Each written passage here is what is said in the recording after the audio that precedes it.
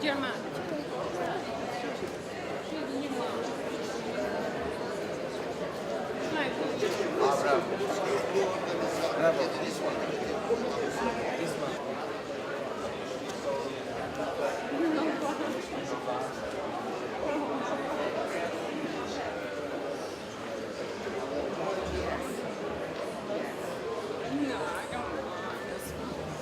morning. I'm pleased to open the today seminar, which has been organized by the EU-funded project SELEA on the challenges of the environmental inspection in Albania. And I will immediately ask Deputy Minister Talant Bino to have his speech, please. Faleminderit Paolo, nderuar Zoti Bruza, nderuar zonja Hajdar Mataj, Zoti Baka, të nderuar zonja Zotrinj, pikë së pari një kërkesë të vogël ndjese për vonesën, po unë gatrova hoteli kësaj radhe, se ku do të zhvillojë konferenca. Megjithatë, ne sot jemi mbledhur për një çështje shumë të rëndësishme që ka të bëjë me inspektimin mjedisor.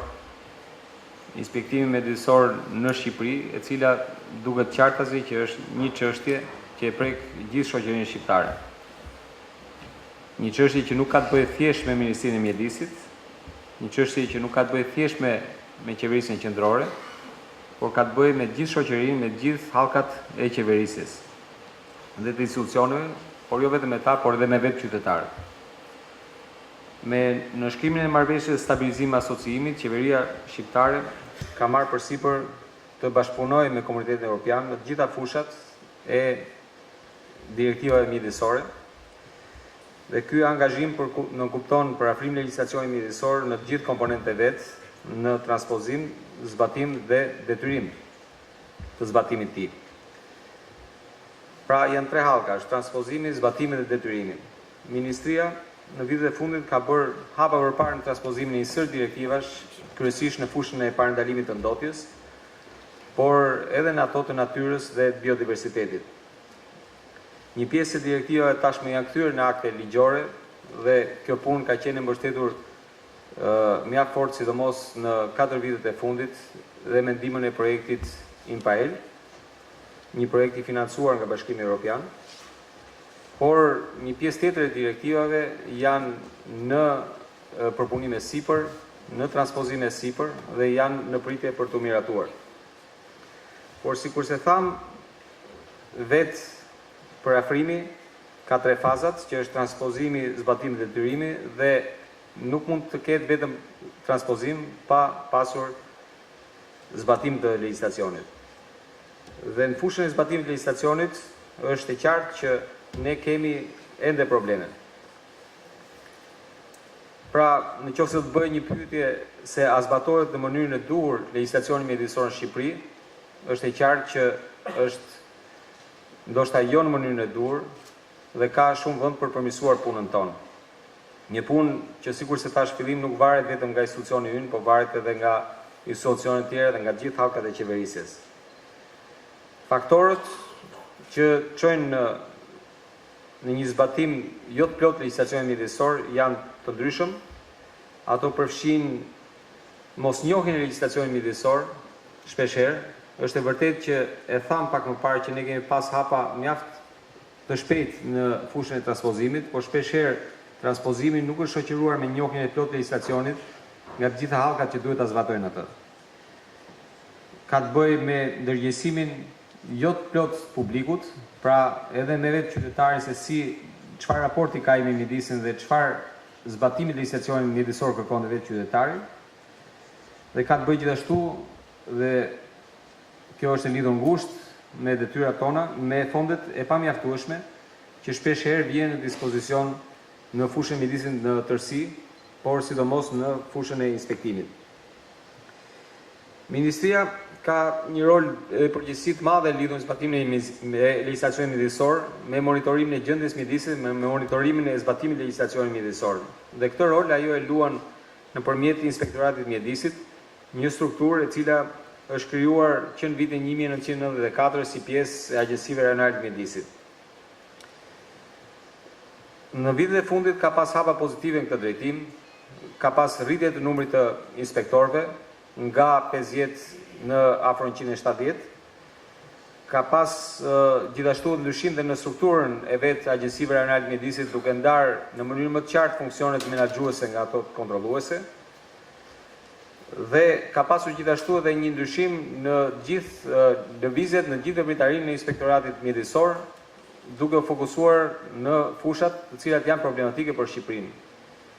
Ka pas gjithashtu ndryshim dhe në strukturën e vetë Agjensive Rajonale të Mjedisit duke ndarë në mënyrë më të qartë funksionet menaxhuese nga ato kontrolluese.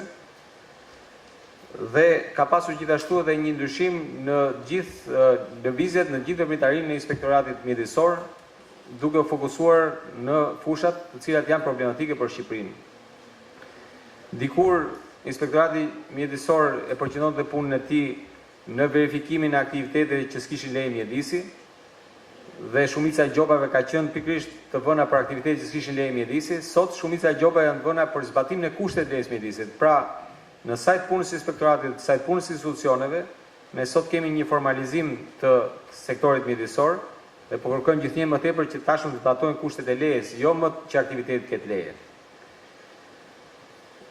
Gjithashtu, me ndarjen e qartë, me ndarjen më të mirë të funksioneve, Inspektorati i Mjedisit është përqendruar në fushën e menaxhimit të mbetjeve dhe për këtë ne jemi gjithë të shqiptarë që sot nëse flitet në Shqipëri shumë më tepër për menaxhimin e mbetjeve, është në sajt punës së Ministrisë Mjedisit dhe Inspektoratit Mjedisor, që ka qenë prezent në gjithë territorin, që ka vënë gjoba në mënyrë të qartë e të lartë, sidomos në muajt e fundit, por mos zbatimin e legjislacionit mjedisor në fushën e mbetjeve. Pra, puna e Inspektoratit Mjedisor ka pas anët e veta pozitive, por ne e thamë në fillim që jemi ende larg asaj çka kërkojmë. Pra, zbatimi i legjislacionit mjedisor në përgjithësi.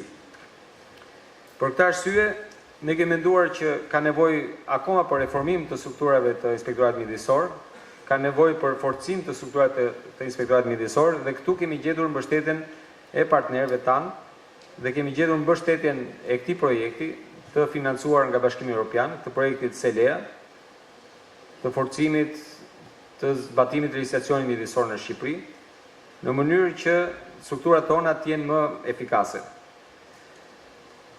Ne synojmë pra të reformojmë inspektoratin, të rrisim kapacitetet, t'i trajnojmë më tej për kryen e detyrave lidhur me direktivat caktuara, për verifikimin e përmbushjes së kushteve të lejes mjedisit, për përcaktuar profilet profesionale dhe për përcaktuar më qartë detyrat e tyre.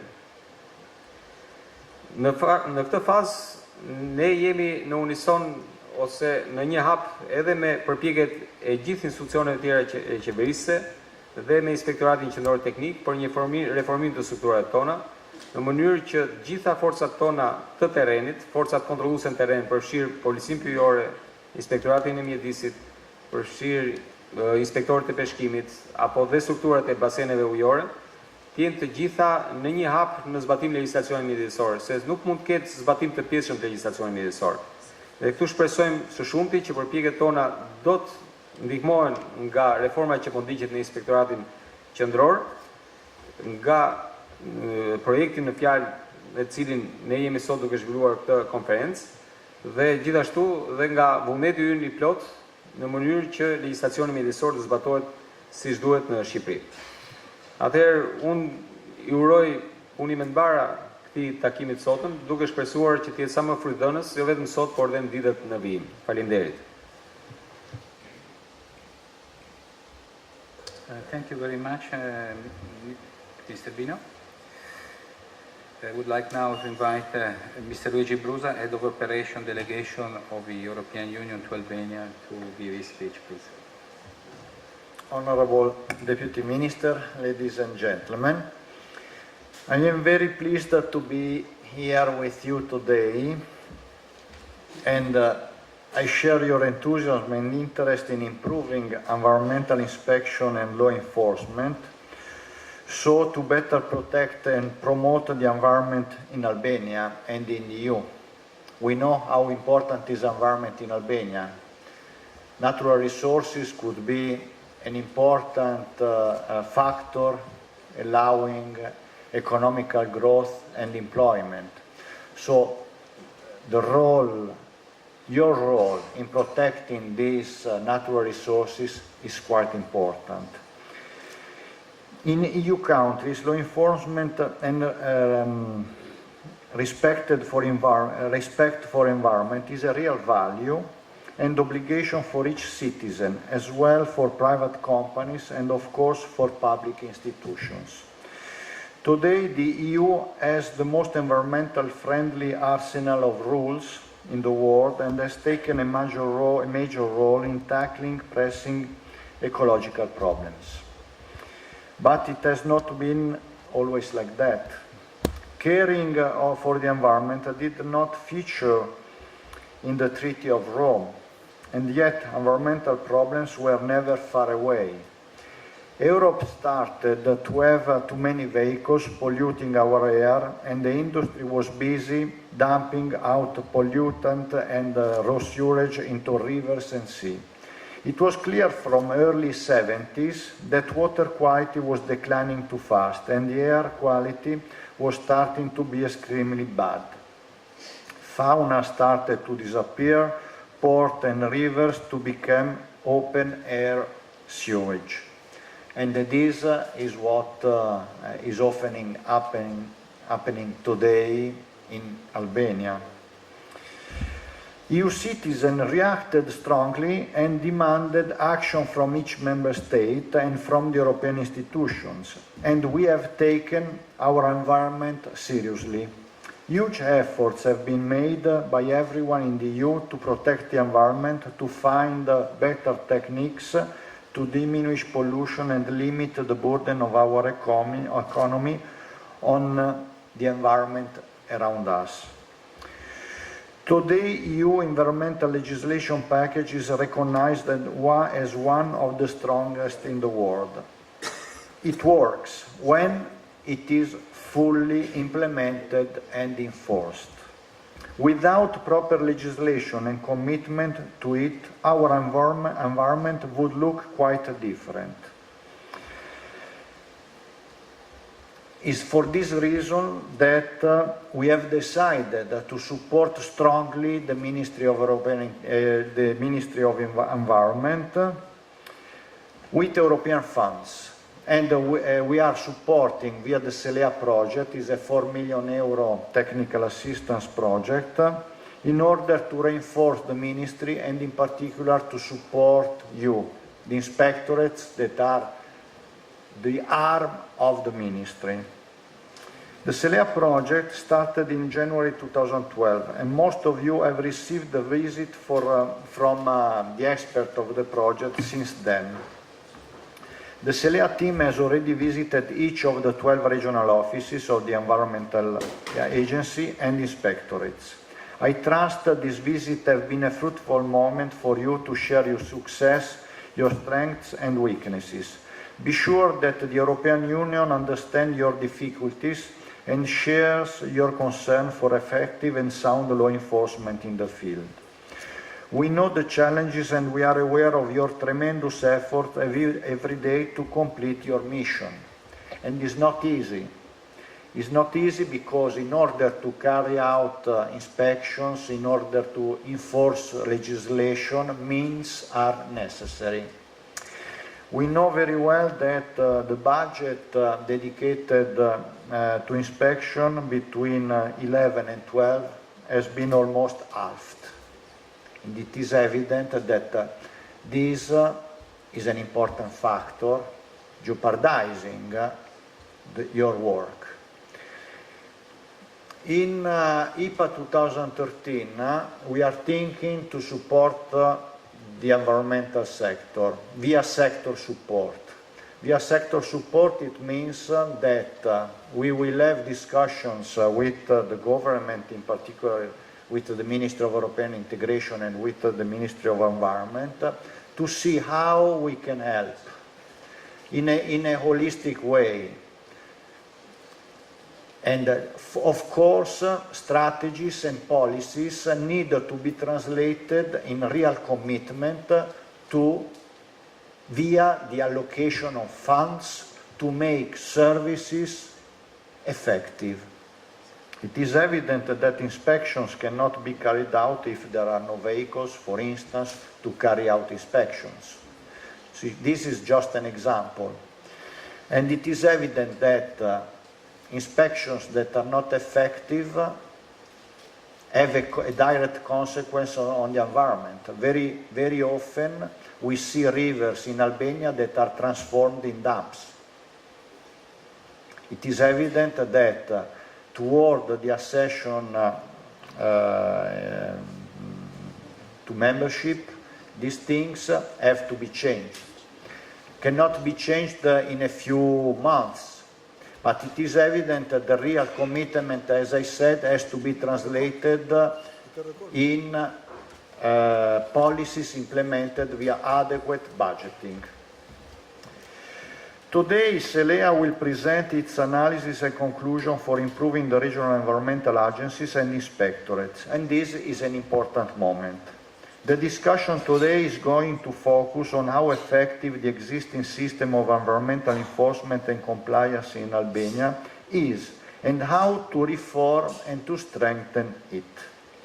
For instance, you may impose fines, withdraw permits, suspend or close operations, and enforce laws for criminal and administrative environmental breaches and infringements. But fines are not always paid. Suspension or closure of premises does not always happen, and criminal proceedings through the courts is indeed a very rare event. It is evident that judicial reality and the reality of the status of environment in Albania do not fit each other. In this link between reality and prosecution of those that are infringing the legislation, there is a chain of responsibility. And is our intention via the SELEA project to support this chain, to support you also in your relationship with the following step of the chain. It means with the judicial system, with the judges and the prosecutor officers that should follow up the work that you are doing on the field. This is very important. If this is not there, the system does not work.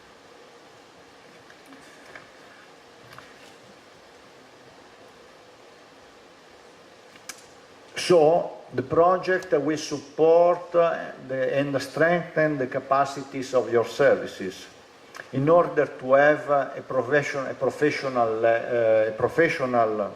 effectiveness, and also trainings will be provided to judges and prosecutors.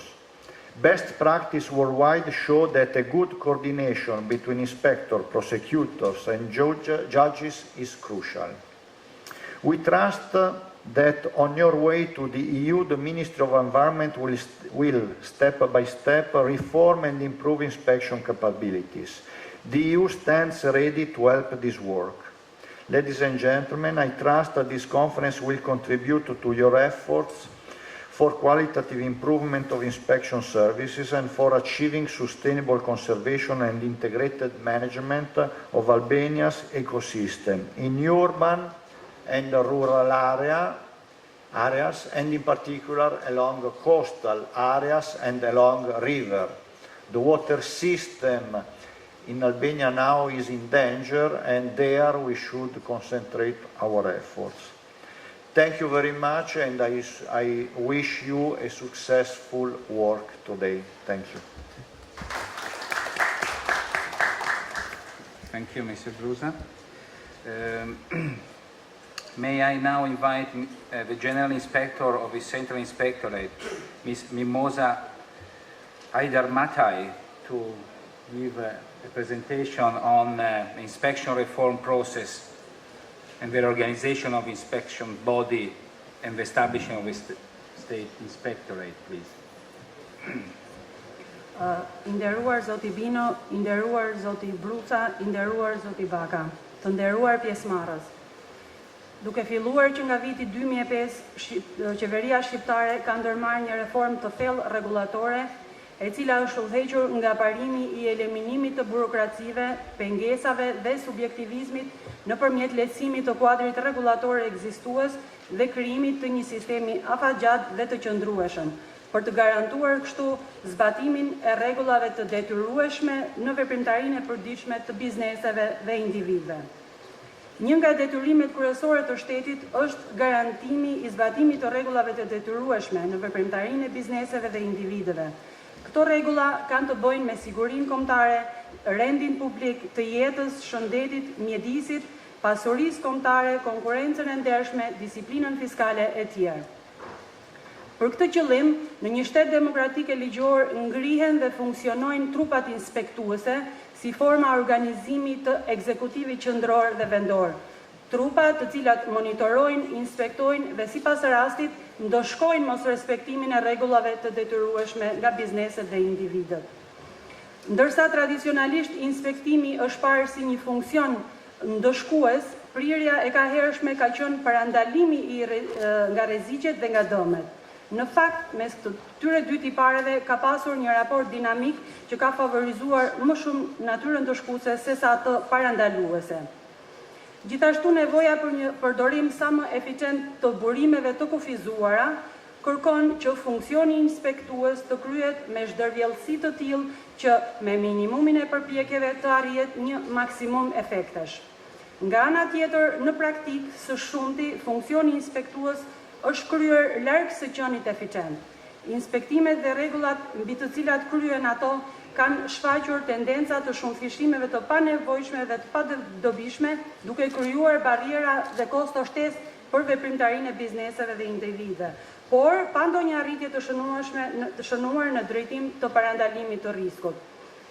Këto patologji të inspektimit janë universale, do me thonë janë shfaqur dhe shfaqen në një mas apo në tjetër edhe në çdo vend të botës. Ndaj, rastet e reformave në sistemet e inspektimit dhe të rregullave të detyrueshme janë të shumta dhe të shpeshta, duke përbërë një tendencë reformimi të përhershëm në rrafsh botëror dhe europian. Historia 20 vjeçare e shtetit demokratik dhe ligjor në Shqipëri ka shfaqur të njëjtat patologji si ato të ndeshura në praktika ndërkombëtare, edhe europiane. Rregullat e detyrueshme për bizneset dhe individët kanë pasur tendencë të shtohen te kufirit të dobishmërisë, ndërkohë trupat inspektuese janë shtuar në numër dhe në lloje, ndërsa efektiviteti I tyre ka mbetur I ulët. Në piknisje të reformës së inspektimeve qëndron raporti I FIAS I vitit 2005, I cili kreu një vlerësim lidhur me efektivitetin e ulët të inspektimeve, kostot, barrierat e dëmshme të shkaktuara prej tij në veprimtarinë e bizneseve. Ky raport u pasua më tej me një inventar të imët të trupave inspektuese dhe legjislacionit përkatës që operon në Shqipëri. Në mënyrë që të kemi një përgjegjësi të qartë të inspektorëve. Ndërkaq, rrisjet e abuzimeve ekuilibrohen nga sistemi I ankimimit administrativ, si dhe nga vlerësimi I performancës inspektorëve, atestimi fillestar dhe periodik, certifikimi e tjerë. Jo pa qëllim, statusi I inspektorit është një kombinim harmonik I parimeve dhe rregullave të huazuara nga statusi I nënpunësit civil, shtuar dhe modifikuar me disa elementë të veçantë që janë përcaktuar shprehimisht qartë në ligjin 10.433 të datës 16/6/2011 për inspektimin në Republikën e Shqipërisë, I cili është një ligj kuadër horizontal. Në kuadër të kësaj reforme të thellë, Inspektorati Qendror do të bashkërendojë dhe të mbështesë veprimtarinë e inspektorateve shtetërore që pritet të krijohen mbas këtij riorganizimi dhe bashkimi, do të mbikëqyrë zbatimin e ligjit horizontal të inspektimit dhe ligjeve të posaçme nga inspektoratet shtetërore. Faleminderit dhe suksese edhe projektit që sapo ka startuar. Thank you very much, Mrs. Aydar-Matai, for your contribution. I would like now to ask Mr. Scott Crossett from the SELEA project to give his presentation. Mr. Scott Prostet has traveled across Albania for assessing the current situation of the inspector rates at regional level and the agency's office at regional level, and he will today report on the findings of this assessment. Good morning, ladies and gentlemen. I was listening to Mr. Bino talking about the transposition of legislation, and I listened to Mr. Brewster talking about the implementation on the ground of that legislation.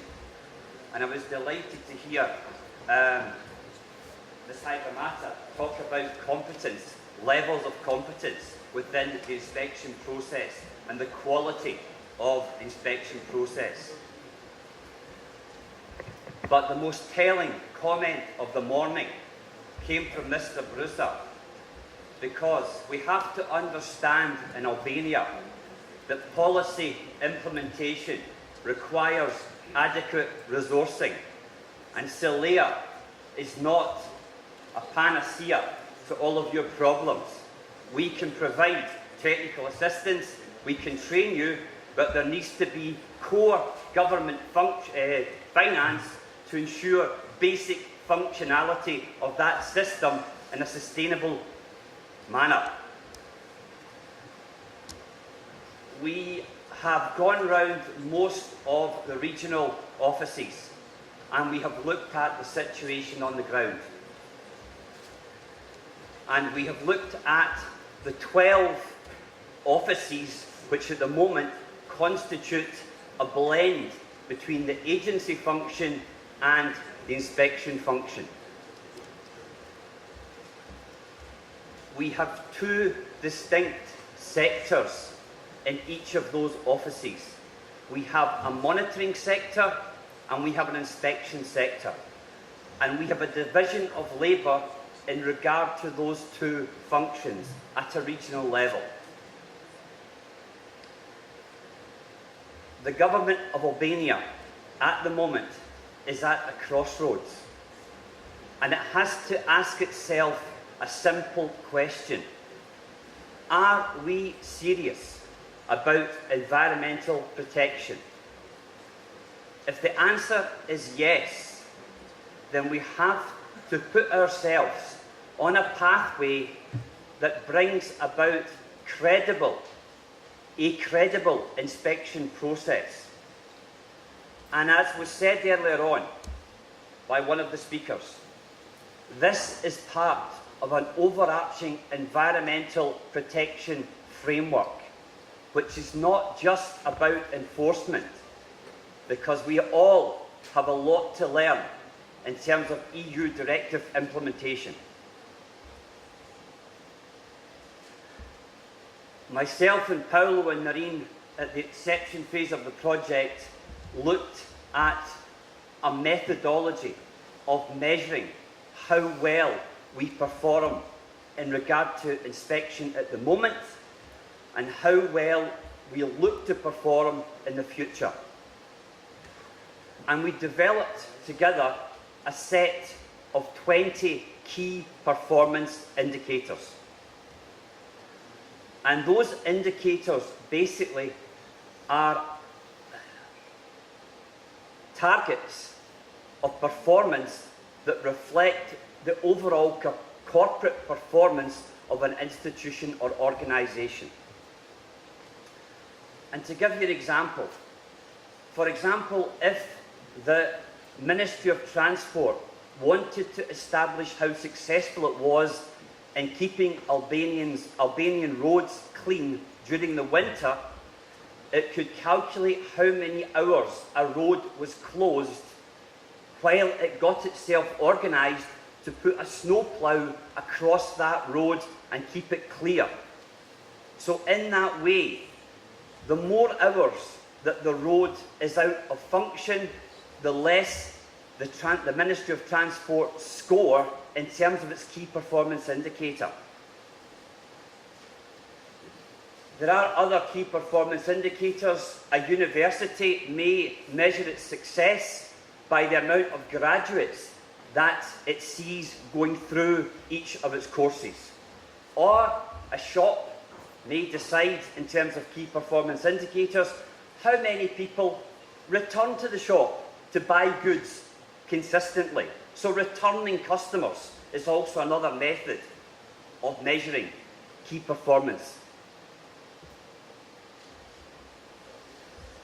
We chose 20 key performance indicators. And those 20 key performance indicators, we agreed, would be scored between 0 and 10.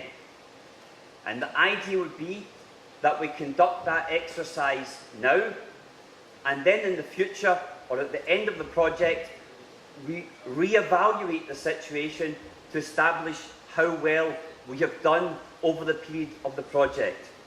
So Noreen and Paolo and myself, we looked at what would be appropriate key performance indicators both now and in the future, bearing in mind what we thought would be the ideal functionality of the National Environment Inspectorate.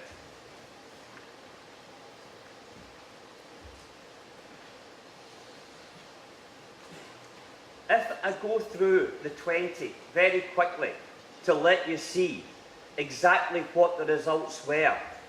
Now, okay, the news isn't good, but I want to try and finish on a positive, because through SELEA, we have got solutions.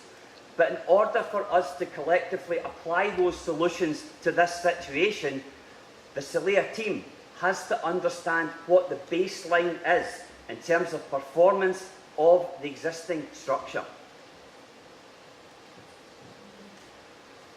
We looked firstly at the staff competencies within the context of the National and Regional Environment Inspectorate.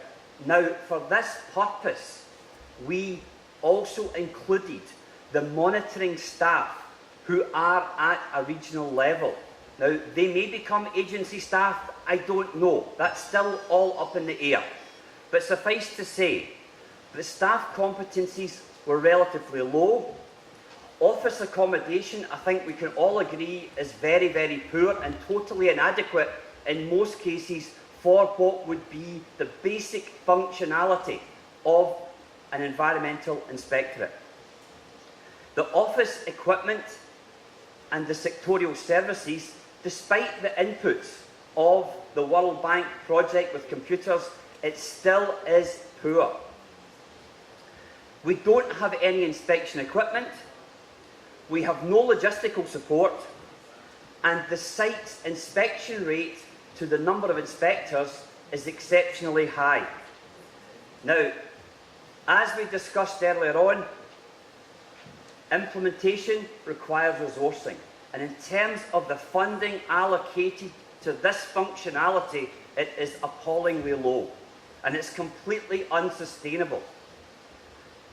Staff salaries and the contracted status situation for all of you is, to my mind, totally and utterly unacceptable. And if I highlight some of those issues, we have a broad diversity of skills at those regional entities. Of that, there's no doubt. But in terms of the environment, we actually have a very, very low percentage of you who are actual environmental graduates. Now, I realise that the environment is a new subject matter, and we must accept that the evolutionary pathway that Albania is on predictates how much comprehension we have about the environment.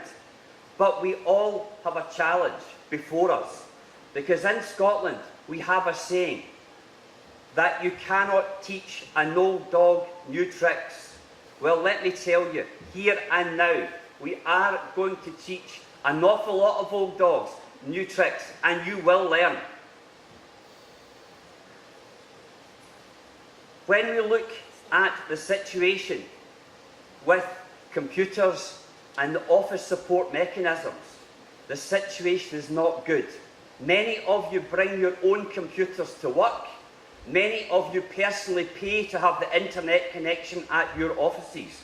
All of these things are completely and utterly inappropriate for a modern environmental inspection institution. We have no proper meeting rooms, we have no proper workplaces, and if it wasn't for the World Bank donation, we would have no computers or printers. The situation becomes even more comical when you look at your ability to actually inspect sites when you have no vehicles. How is that possible?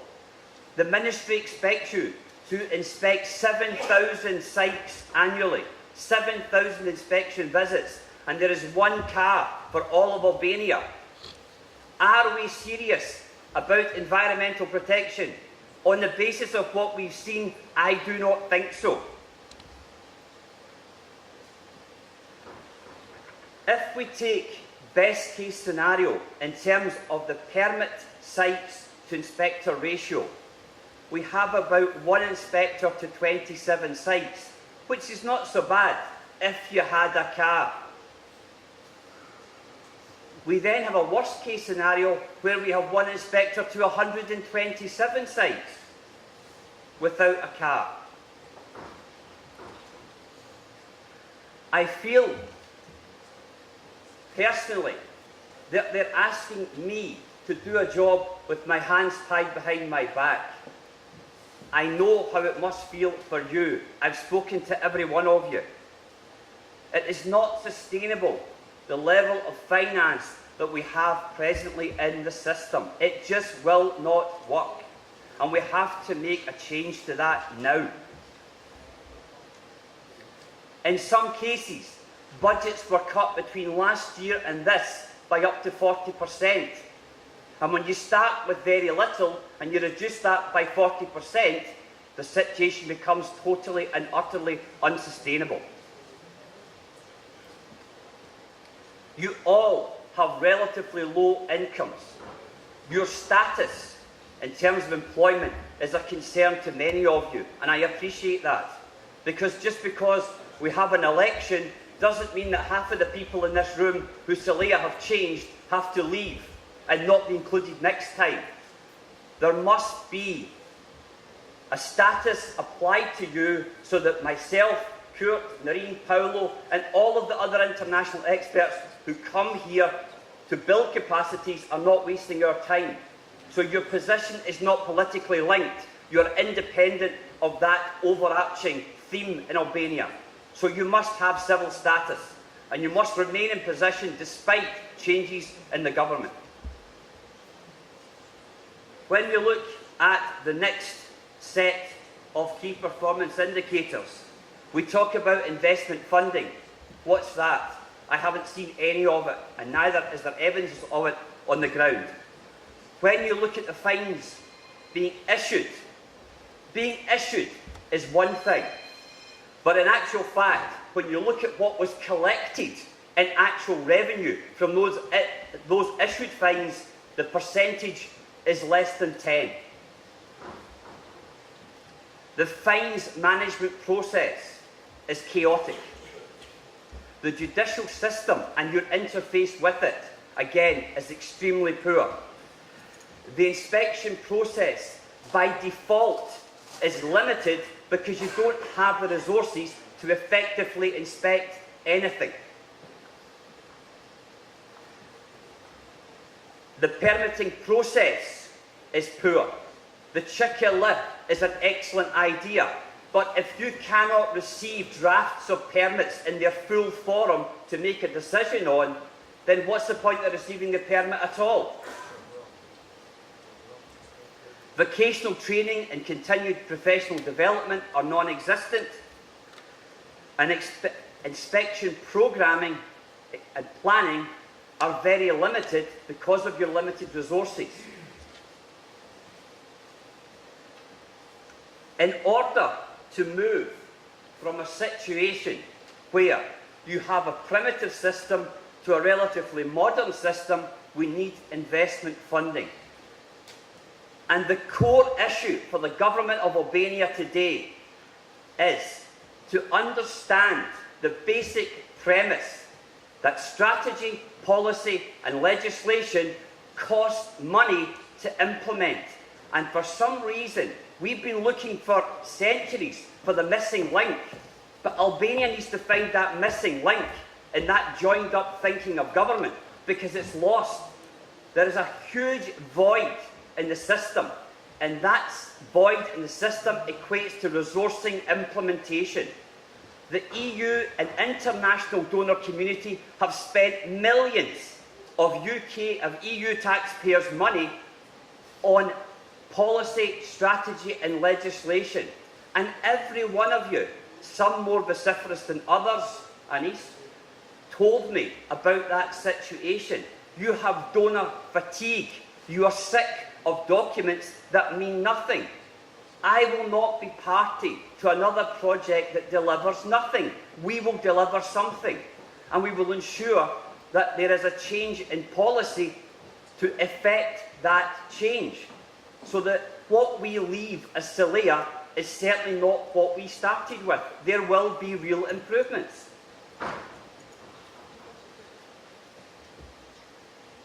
If you look at the fines issued over the assessment period we covered, 82 inspectors were surveyed, and those 82 inspectors issued 179 fines.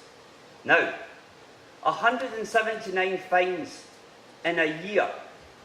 If I look out my apartment window, I could give you 100 reasons within a 500-metre radius of fining environmental criminality. So we are ignoring, as inspectors, what should be basic environmental criminality. We need to improve the fines issued, the due process by which they are processed, and we have to improve the collection ratio of the fine itself.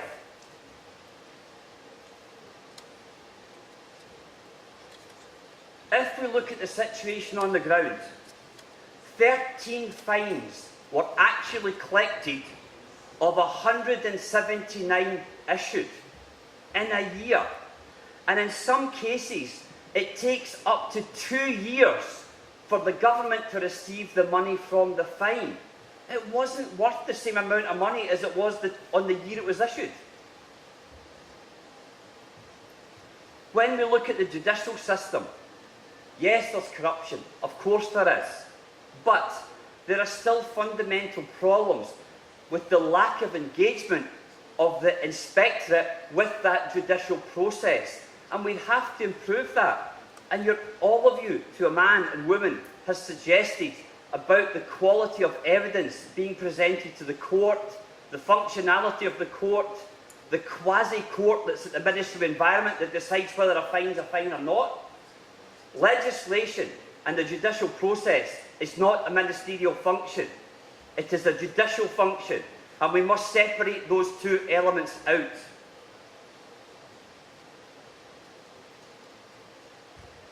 We spend a lot of time in the tourist season in discos and bars and cafes and clubs, measuring noise and applying fines, which is actually noise nuisance in the community. It is not your function to measure noise from a disco or to put your people on 24 hours a day systems of shift working. It should not be included in your remit. Disturbances of noise from these sources are a police matter or a local municipality matter.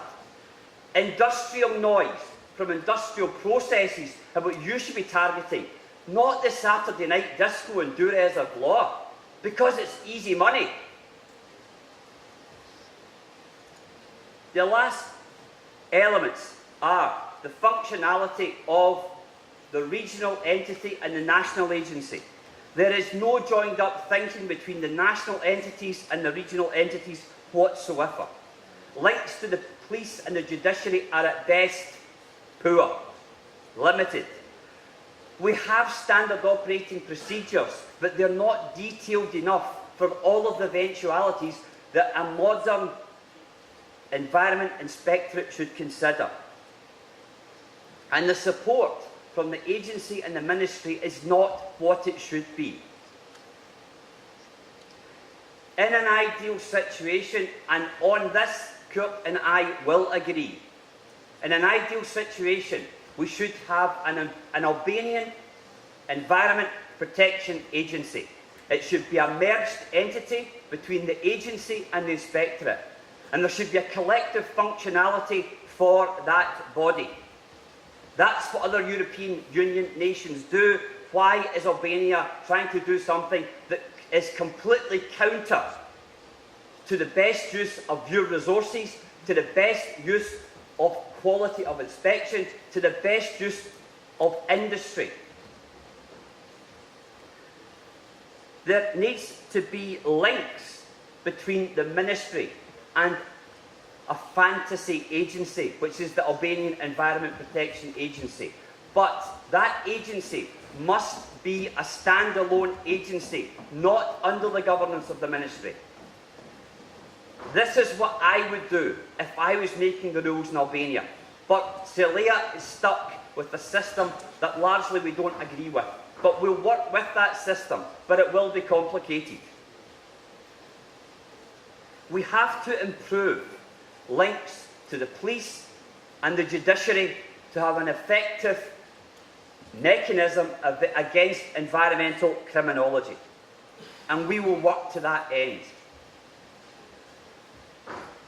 We need standard operating procedures within the inspectorate to ensure that we have operating procedures for the different types of industry we will inspect and interface with.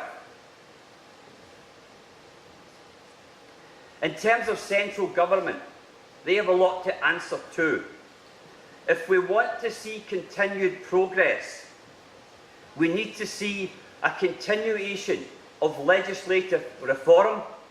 We need to see institutional reform. We need to see the application and implementation of policy and strategy through investment and core operational funding. And we need an appropriate allocation of human and financial resources to the institutions that we create for the environmental protection function. When we looked at the evaluation questionnaires that each and every one of you completed, and I'd like to end on that note, we had a process of evaluation using the rapid on-site assessment questionnaires. And we had 135 usable questionnaires returned from you. And those questionnaires were in two parts. In the second part, we had questions regarding your job and how you perceive your situation on the field. 15% of the people completing the questionnaires were female, 85% were male. There were 135 usable questionnaires. You can see the split in the left-hand side of the age grouping, and on the right-hand side, the split by participation. We used a traffic light system, a simple semaphore system. Red, catastrophe, shum, catch. Yellow, okay, but needs improvement. Green, system's okay. We had 4 sections. The questions on the left-hand side and the answers we got on the right-hand side. Every time the average answer scored falls into the red zone, SELEA has work to do. If it falls in the green or the yellow zone, then we don't have as much of a challenge. But sadly, there are a lot of positives out there. But again, hands tied behind your back, you can't do your job if you're not properly resourced. So, in terms of the way forward, myself and Georgi Selfo will complete the assessment process of the Environment Inspectorate by the end of August. when we will produce a finalised report on the baseline situation at a national and a regional level. And I will engage with the regional representatives in the short term of the Environment Agency. But we as a project will be looking at dealing between Kurt and myself with the collective of the agency and the inspectorate, because in essence what we have is one agency and one inspectorate. We will have to make recommendations for investments, as I discussed with you, to ensure that there is some money from SELEA, but that money needs to be robustly topped up in a sustainable manner by central government funding, because at the moment the level of funding is wholly unacceptable, and there is no point in buying you a car that you cannot put fuel in, because I have seen evidence of previous donations sitting, rusting away, doing nothing or not being used because you can't afford the consumables to use them. We are not walking into that trap again. We suggest the selection of a pilot region or two that we will focus intensively on, and we will all be engaged in utilising those pilot regions as an educational resource for capacity building and training. Georgie is working at the moment on developing a national environment inspection database, and we will use that electronic system with a raft of other metadata associations to give us a far better understanding of where the key areas of concern are. But fundamentally, we will focus entirely on the permit categories A and B, because we have no resources to do anything else. So we will do a good job in one area, but it's at the expense of something else. We will develop management tools to improve the methodology of delivery of the inspection service in line through the environment inspectors. And I work hard to see that that pilot project comes to fruition. I'd like to take this opportunity to thank all of you for contributing to the assessment process, and over the coming weeks and months we will be visiting again to spend more time looking at operationally how you function. And I'd like the directors of the inspectorates to speak with me and Georgie and Breda, my colleague, at the lunch break, so that we can establish a plan for the next couple of months and agree that work plan. Once Narine and Paolo I have agreed a work plan for myself, I will translate it and circulate it to all of you, and then we can agree exactly how we take this forward. That agreement will be with the directors and with the 5 National Environment Inspectorate representatives. And I met with Enver and his colleagues in Elia and Ennis the other day, and we are agreed on that process. Okay, thanks very much.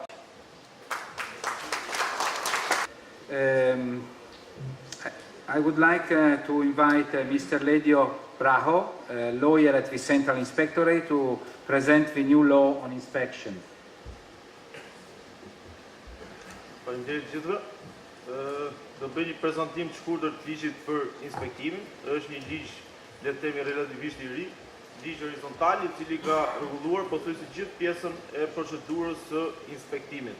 Pothuajse për çdo funksion inspektues në Republikën e Shqipërisë. Një nga funksionet kryesore dhe që vjet teksti më tepër është ai i mjedisit, pra ku të gjithë ju kryeni këto funksione inspektuese dhe kontrolloni të gjitha ato subjekte inspektimit të cilat kanë lidhje me ligjet sektoriale mbi të cilat ju punoni. Ligji për inspektimin bën pikërisht të rregullim të përgjithshëm procedurave dhe unifikon të gjithë procedurën, duke filluar që nga fillimi i procedimit edhe deri tek ekzekutimi i gjobave apo i masave të tjera që ju mund të merrni në funksion të procesit inspektimit. Është një ligj horizontal dhe pothuajse gjithë ligjet e tjera sektoriale që përfshin procedura inspektimi duhet të parafrohen me të dhe ne jemi pothuajse në këtë fazë. Ka qenë një nga pikat kryesore të reformës rregullatore dhe të reformës në inspektim dhe në këtë mënyrë sot jemi pra pothuajse më shumë se një vit pas miratimit të ligjit dhe hyrjes tij në fuqi, dhe jemi në fazën e implementimit të tij shkallë. Ligji është numër 10433 i datës 16/6/2011.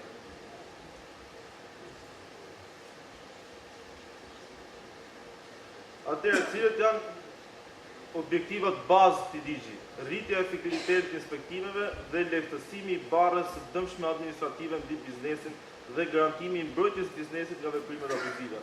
Atëherë, nga ç'është parë nga reforma nga projekti Beris i Bankës Botërore, pa që subjektet e inspektimit apo bizneset siç njihen rëndoheshin shumë nga inspektimet e tepruara dhe pa program. Kështu që objektivi bazë i këtij ligji për inspektimin është rregullimi i afateve dhe numri i ditëve mbi të cilat një biznes mund të inspektohet, cilën do e shohim dhe më tej. Si dhe rritja e efektivitetit të inspektimeve. Çfarë do thotë kjo? Që inspektimet jenë efektive dhe të gjitha ato procedura që do kryen të arrijnë në një përfundim i cili do sjellë përmirësim të situatës në fushën ku inspektoni dhe në rastin tuaj të mjedisit. Kuadri ligjor për inspektimet. Në kuadrin ligjor për inspektimin, tani numri 1 është ligji për inspektimin si ligj horizontal. Më pas renditen ligjet sektoriale për funksionet e ndryshme të inspektimit. Dhe ju keni ligjet që rregullojnë pjesën e mjedisit. Pra, gjithmonë ligjet sektoriale duhet të jenë dhe ky është procesi në cilin ne jemi tani në përputhje me ligjin për inspektimin. Pra, do bëhet një harmonizim sa i përket pjesës procedurave. Kodi i procedurës administrative. Janë një sër procedurash dhe një sër institutesh që nuk rregullohen nga ligji për inspektimin, por referohen tek kodi i procedurave administrative. Nga një herë mund të lindë problemi që kodi i procedurës administrative referon tek ligji sektorial i juaj dhe kjo është pjesë për të rregulluar. Ligji për kundërvajtjet administrative dhe ky është një ligj mjaft i rëndësishëm sepse ka të bëjë pikërisht me pjesën e ekzekutimit atyre masave që ju do vini, që pjesën më të madhe të rasteve do jenë gjoba. Dhe nga të gjithë takimet që kemi bërë dhe në Ministrinë e Mjedisit është parë si problem kryesor vjelja e gjobave dhe si do të rregullohet kjo. Ligji për kundërvajtjet administrative është një ligj relativisht i ri dhe një ligj le të themi i mirë për sa i përket kësaj pjese. Ku konsiston ligji për inspektimin, pra cilat janë ato pjesë që ky ligj rregullon. Dispozitat e përgjithshme, pra si çdo ligj tjetër horizontal, ky ligj ka dispozitat e tij të përgjithshme, pra objekti dhe qëllimi i këtij ligji. Qëllimi dhe parimet e inspektimit. Atëherë shihet ose ligji më saktë rregullon se cili është qëllimi i inspektimit dhe parimet e inspektimit. Pra si çdo ligj tjetër horizontal, edhe ligji për inspektimin ka parimet e tij. Pra parimet që duhet ndiqni ju si inspektor për të rregulluar pjesën e procedurale. Pra janë disa parime të cilat nuk mund të shkelen në asnjë rast të cilat janë të detyrueshme për ju. Organizimi dhe funksionimi i inspektorateve në nivel qendror dhe nivel vendor. Ideja e kësaj është që do funksionojnë bazë parimit një ministri, një inspektorat. Nëse në ditët e sotme kemi diku ke 33 inspektorate në nivel qendror, në të ardhmen nuk do jenë më shumë se 12 inspektorate. Dhe Ministria e Mjedisit është një nga ato ministri që 3 funksionet inspektuese do i shkrijnë në një inspektorat. Kjo nuk nënkupton që një inspektor do ushtrojë funksione sipër sa i përket peshkimit, mjedisit dhe pyjeve, por do jenë departamente të ndara sa i përket këtij inspektoratit të madh, i cili do ketë vetë deg territoriale, varësi të propozimeve që do bëhen. Programimi dhe autorizimi i inspektimeve është pjesë që rregullohet, pra pjesë procedurale shumë e rëndësishme sa i përket inspektimit. Programimi do thotë që të gjithë inspektimet ose parimi ose rregulli më saktë do jetë programimi, inspektimet programuar. Nuk mund të ketë inspektime rastësore që të jenë në masë. Gjithmonë do ketë raste përjashtimore, por parimi bazë janë inspektimet e programuara. Do jetë një program që do miratohet nga ministri dhe nga inspektorati qendror dhe ky program gjithmonë do bazohet në metodologjinë e riskut. Pra gjithmonë do jetë prirja më e madhe që të inspektohen më shumë ato biznese që kanë risk më të madh dhe mos të abuzohet me këtë pjesë. Autorizimi i inspektimeve. Pse themi autorizimi? Sepse në shumë raste inspektorët shkojnë dhe inspektojnë pa pasur autorizime. Pra shkojnë në subjekte për të cilat nuk janë autorizuar për të kryer inspektime. Kjo gjithmonë tani do bëhet në bazë të autorizimit, përveç rasteve përjashtimore që vetë ligji për inspektimin i rregullon. Pra parimi do jetë gjithmonë inspektimet autorizuara. Autorizimi do lëshohet nga kryeinspektori pra që do jetë në ministri, apo do jetë kryeinspektori i inspektoratit shtetëror që do krijohet pranë Ministrisë Mjedisit, ose në rastin e degëve territoriale do jetë kryeinspektori apo kreu i degës territoriale ai që do lëshojë autorizimet. Procedura administrative e inspektimit. Do shohim dhe këtë pjesë. Pra ligji rregullon tërë procedurën, duke filluar pra që nga programimi dhe autorizimi dhe deri në fund, pra deri tek vjelja e gjobës apo deri tek ekzekutimi i masës. Proces verbal i inspektimit dhe vendimi përfundimtar. Është shumë e rëndësishme që çdo inspektim të ndiqet nga një proces verbal inspektimi dhe çdo masë marrë apo çdo informacion i dhënë ndaj subjektit biznesit, çdo subjekt i inspektimit, çdo konstatim dhe çdo objeksion që subjekti inspektimi ka të shënohen në këtë proces verbal. Pra asnjë inspektor nuk duhet të largohet nga vendi i inspektimit pa plotësuar proces verbalin e inspektimit. Vendimi përfundimtar. Atëherë parimi është që vendimi përfundimtar do të merret nga vetë inspektori që ka qenë në vend dhe që ka konstatuar shkelje në rastin kur kemi shkelje. Ky do jetë parimi. Pra nuk do kemi më inspektorin që propozon dhe kryeinspektori apo dikush tjetër që merr vendimin, por ky do jetë rast përjashtimor. Në rastin tuaj do të shihet. Ankimi. Ankimi është pjesë shumë e rëndësishme kur flasim për pjesën e ankimit administrativ. Sa ankimi gjyqësor rregullohet në mënyrë tjetër, rregullon pra kodi procedurës administrative dhe kodi procedurës civile. Gjithsesi, ligji do bëj dhe një unifikim, ose ky ligj më saktë bën një unifikim të pjesës së ankimit, pra se si do rregullohet ankimi. Kush është qëllimi i inspektimit? Qëllimi i inspektimit është mbrojtja e interesit publik. Dhe çfarë kuptojmë me ose kush janë përbërësit e interesit publik, rendi, shëndeti, mjedisi, pasuria publike e tjerë. Pra, qëllimi që ju kryeni inspektime dhe qëllimi për cilën ju jeni të punësuar është mbrojtja e interesit publik dhe çdo inspektim duhet të ndiqet vetëm nga ky parim. Cilët janë instrumentat për arritjen e këtij qëllimi? Fillojmë nga këshillimi i biznesit apo më saktë subjekteve të inspektimit për zbatimin sa më korrekt të kërkesave ligjore. Pra, detyrë primare çdo inspektori është të këshillojë biznesin se si ai duhet të jetë konform kërkesave ligjore që të jetë në rregull me pjesën e inspektimit dhe që mos ketë probleme për sa i përket masave që mund të marrë. Marrja e masave për shmangjen e rrezikut, korrigjimin e shkeljeve dhe eliminimin e pasojave. Në rastin kur kemi të bëjmë me shkelje të një niveli më të lartë, gjithmonë do merren masa, që fillojnë që nga vënia e gjobës deri tek korrigjimi i shkeljeve. Pra në çdo rast që ju vini një gjobë, ju duhet të vini atij subjekti dhe detyrimin për të korrigjuar shkeljet. Dhe eliminimin e pasojave në rastin kur kjo shkelje ka sjell pasoja sa i përket mjedisit në rastin tuaj. Sankcionimi i sjelljeve në shkelje të ligjit. Atëherë çdo shkelje e ligjit duhet të sankcionohet. Kjo përgjithësi do bëhet nga ligjet sektoriale. Pra do jetë vetë ligji për mjedisin i cili do rregullojë se cilat janë apo do përcaktojë se cilat janë shkeljet në rastin e kërkesave ligjore që kërkohen nga ligji për mjedisin. Kurse ligji për inspektimin, pra ligji horizontal, i cilin ne po shqyrtojmë tani, merret vetëm me pjesën e ndarjes së masave në masa kryesore dhe masa plotësuese që mund të merret. Dokumentimi i praktikave më të mira dhe përhapja e tyre. Pra ju si inspektor gjatë periudhës që do kryeni inspektime, do vini re që janë një sër subjektesh të cilët janë konform ligjit pothuajse në pjesën më të madhe të rasteve. Dhe gjithmonë do jeni ju që do përhapni pra nivelin e lartë të arritjes të kërkesave ligjore nga këto subjekte.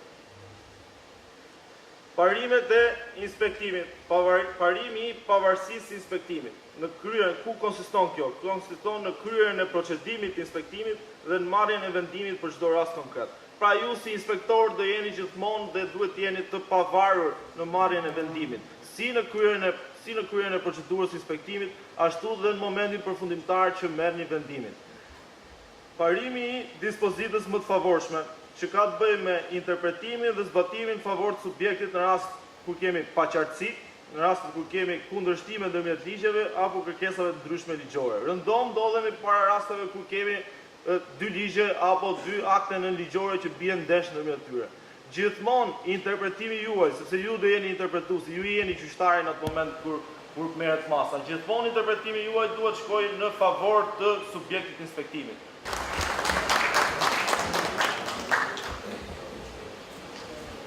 Thank you very much for this interesting and very detailed presentation. I wonder if there are any questions to this presentation, because myself I have a couple, so if I'm allowed, I would like to. But first to parterre. So, any question?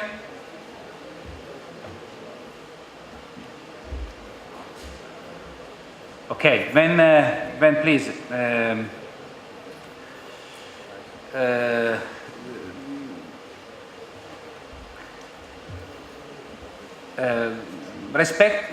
Respecting the environmental standards has definitely a cost for industry.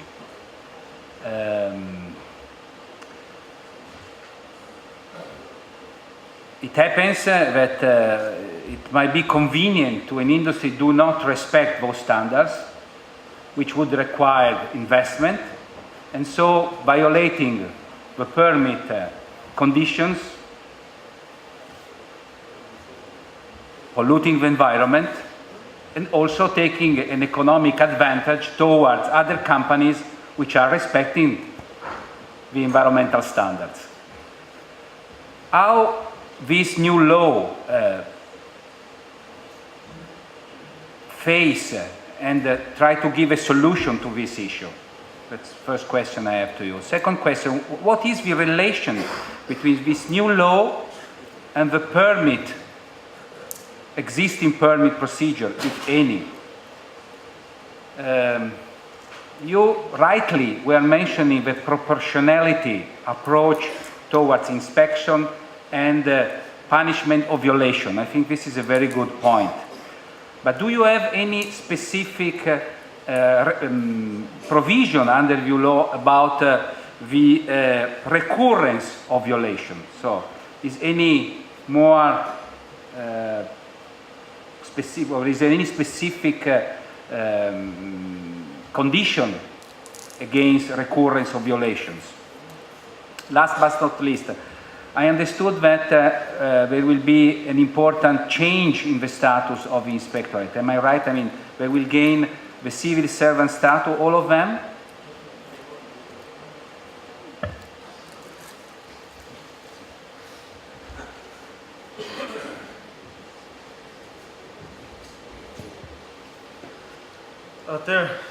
Po filloj nga fundi, për sa i përket statusit të inspektorëve.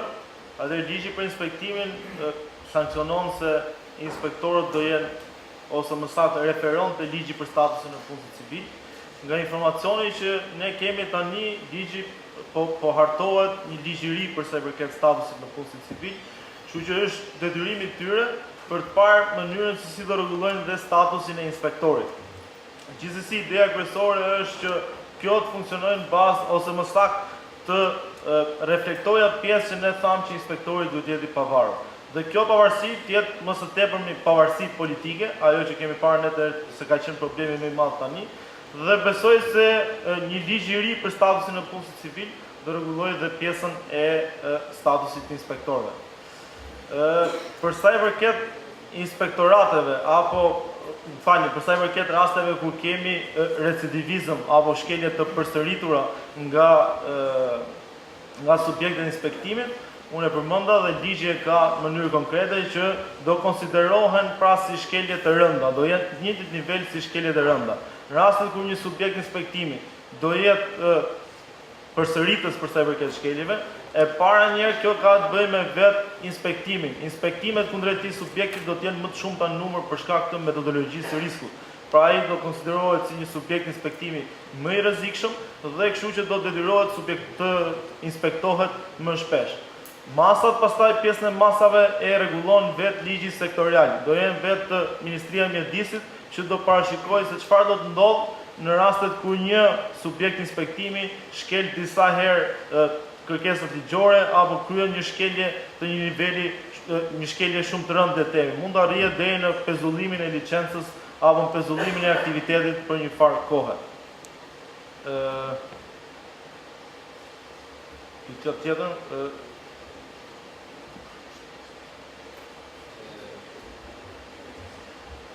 well,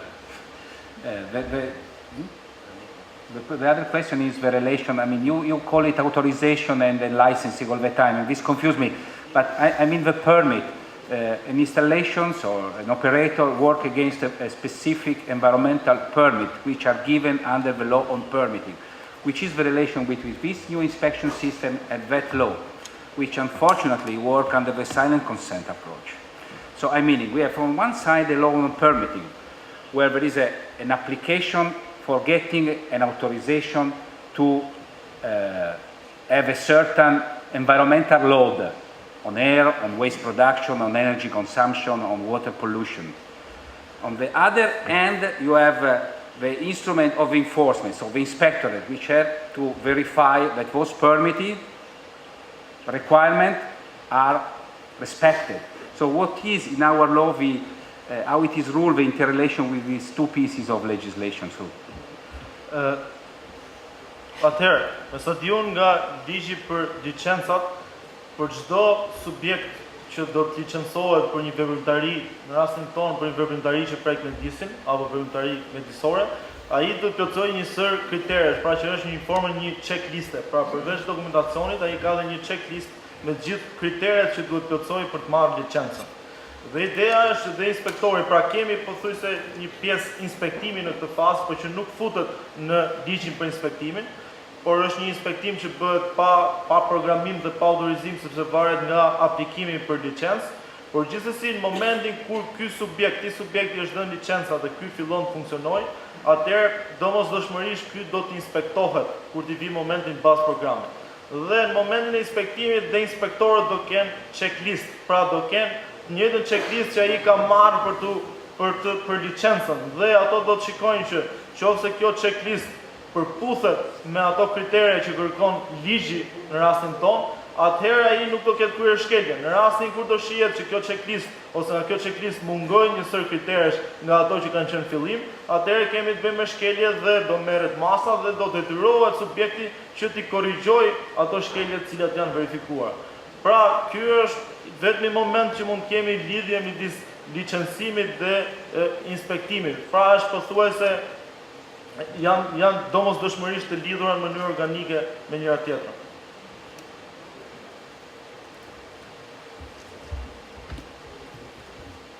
Any other question?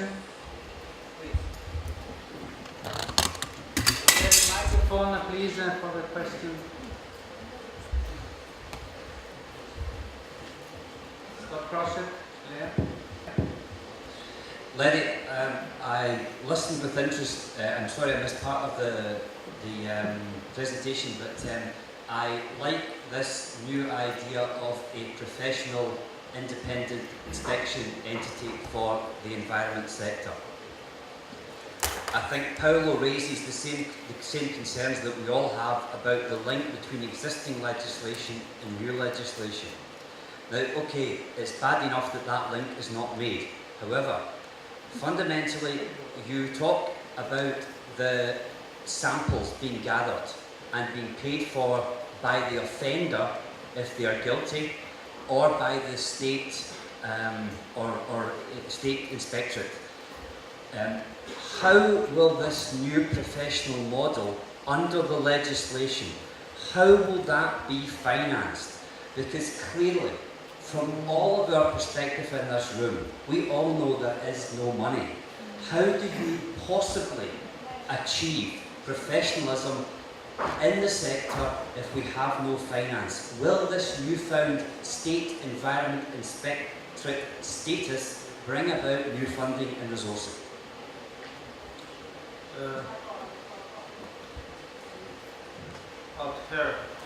Problemi më i madh me buxhetet e inspektorateve nuk besoj se ka të bëjë me atë buxhet që kërkohet për marrjen e mostrave në ato raste kur nuk ka shkelje. Gjithsesi, ky parim është parashikuar në ligj në mënyrë që të pengohet abuzivizmi sa i përket marrjes së mostrave në ato raste kur në mënyrë flagrante duket që nuk ka shkelje për sa i përket produkteve që po inspektohen. Por për sa i përket pjesës buxhetit, duke pasur një pavarësi buxhetore në krijimin e inspektorateve të reja shtetërore, unë mendoj se nuk do të jetë problem parashikimi i buxhetit për këtë pjesë, pra për pjesën e procedurës marrjes mostrave në ato raste kur do të kemi, pra që nuk do kemi subjekte fajtore. Kështu që nuk e konsideroj si një problem buxhetor këtë, por më tepër e konsideroj si një ndihmë në favor të biznesit që ato mos paguajnë në rastet kur rezultojnë të pafajshme apo në rastet kur rezultojnë se nuk ka pasur shkelje kërkesave ligjore. Kjo është gjithmonë në favor të biznesit. Dhe ky ligj për inspektimin, cilin unë po shqyrtoj ose cilin unë po diskutoj tani, ka të bëjë ose më tepër vjen në ndihmë të biznesit, në ndihmë të subjektit inspektimit. Se dhe vetë reforma e cila merret me këtë ligj është një reformë rregullatore gjithmonë që vjen në favor të biznesit. Kështu që dhe kjo pjesë është parë si pjesë për të rregulluar ose për të qenë në favor të biznesit dhe jo në favor të inspektorateve. Për sa i përket pjesës buxhetit, pastaj është një gjë komplet tjetër që do rregullohet bashkëpunim me Ministrinë e Financave, sepse ka dhe duhet rregullohet dhe pjesa e gjobave, pra se sa përqind do mbaj inspektorati dhe sa përqind do shkojnë në buxhetin e shtetit, dhe nëpërmjet vjeljes gjobave mund të rregullohet dhe pjesa e buxhetit për procedurën e marrjes mostrave.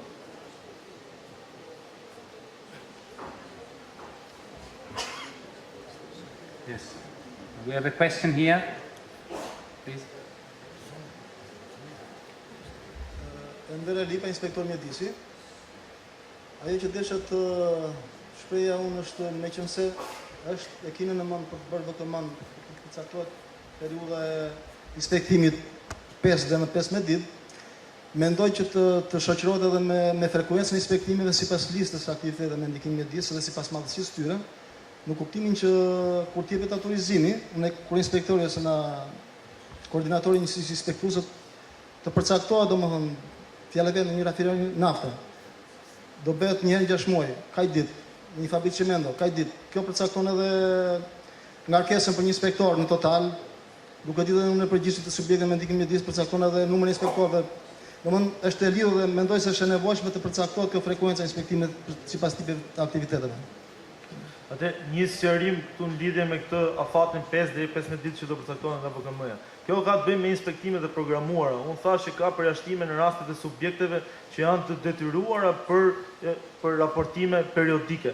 Kjo pjesë për raportime periodike apo në rastin kur inspektori shkon për të verifikuar korrigjimin e shkeljeve nuk futet te ky afat 5 deri 15 ditor. Por në rastin e inspektimeve të programuara, të gjithë do 11 inspektorate nëse do shkojnë te një biznes, asnjëherë nuk mund ta kalojnë këtë afat që do përcaktohet nga VKM-ja. Çfarë do të bëjë kjo? Kjo do të bëjë që inspektoratet të shkojnë dhe në inspektime joint të bashkuara, pra 2 inspektorate apo 3 inspektorate shkojnë në një subjekt për të kryer inspektim në mënyrë bashkarisht, pra që të kenë lidhje ndërmjet tyre normalisht dhe mos pezullohet biznesi në mënyrë të kotë për inspektime të shpeshta. Pra kjo është ideja e kësaj. Kurse për ato që thoni ju që do kenë inspektime periodike, pra rastin një herë 6 muaj apo një herë 3 muaj varet nga rrezikshmëria e subjektit inspektimit, kjo nuk futet tek ky afati 5 deri 15 ditë. Kjo futet vetëm tek pjesa e inspektimeve të programuara, pra ato që do gjeneroj programe.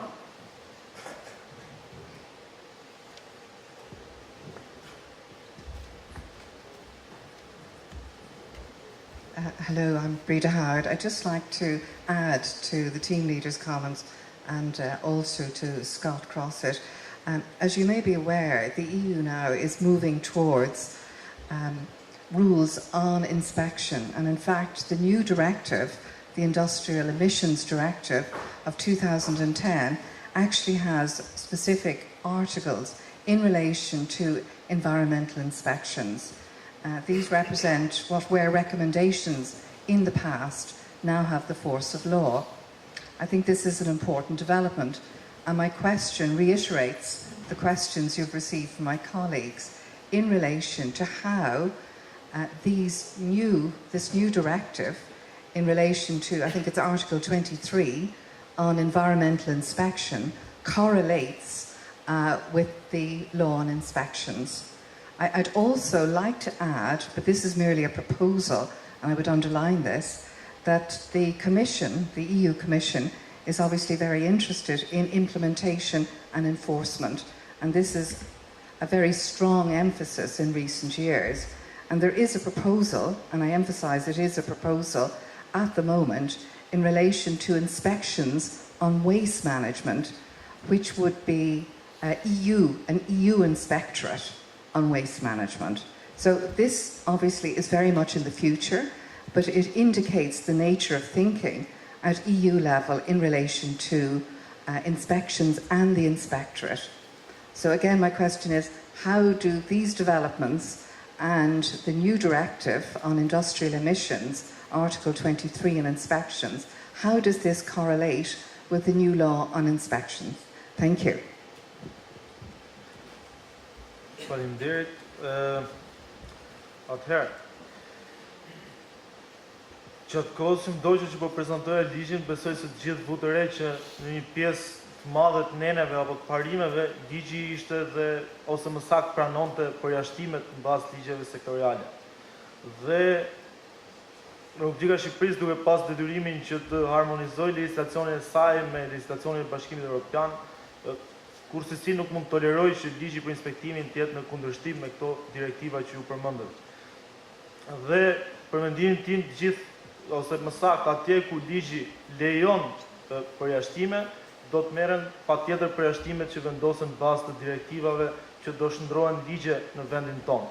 Kështu që nuk shoh ndonjë problem sa i përket të direktivave për mjedisin të Komisionit Evropian, i shoh ato si të implementueshme dhe nuk shoh asnjë problem me ligjin për inspektimin. Pra ligji është një ligj fleksibël, ligj elastik, që në ato raste ku do ketë përjashtime për shkak të fushave specifike, sepse ne dimë që fushat janë shumë specifike, fushat e inspektimit, dhe prandaj ky ligj është, ose më saktë është fleksibël se përket kësaj pjese. Pra që mos kemi probleme në të ardhmen dhe detyrohemi që ta mendojmë të ligj sa më shpesh. Duke lejuar përjashtimet që në këtë fazë, pra që me hartimin dhe me miratimin fillestar të tij, mendoj se nuk do ketë probleme dhe për ligjet e reja që mund vinë për mjedisin apo për inspektimin në mjedis. Sa i përket pjesës së ekzekutimit, ligji është referues. Ligji referon tek ligji për kundërvajtjet administrative apo në disa raste tek kodi i procedurës administrative, dhe në shumë raste pikërisht këto ligje çojnë sërish apo rireferojnë tek ligji sektorial që do jetë ligji për mjedisin. Pra nëse Ministria e Mjedisit duke konsideruar si të nevojshme një procedurë specifike në ekzekutimin e këtyre masave që do merren nga inspektorët, do të mendoj se do ketë, ose më saktë do mendojnë se do ketë disa procedura më të mira, ligji është tërësisht lejues sa i përket kësaj pjese dhe nuk shohim përplasje me ligjin tonë. Tërësisht zgjidhshëm, shoh me problem. Okej. Ju faleminderit.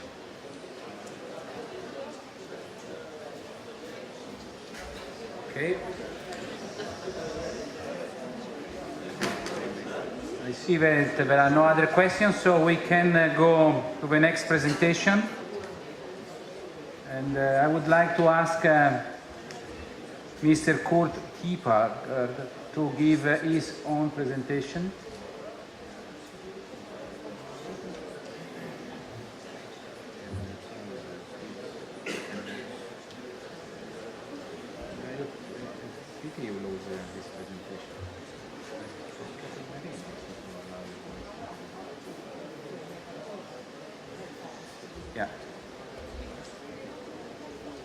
Anglishtes do të ketë shumë terma teknike dhe është më mirë, ndoshta njërin veshje mbani për dëgjuar anglishten, njërin për shqipen, po ka shumë terma teknike dhe do të sugjeroja që ta kuptonit më mirë, ti përdorni kufjet. Faleminderit.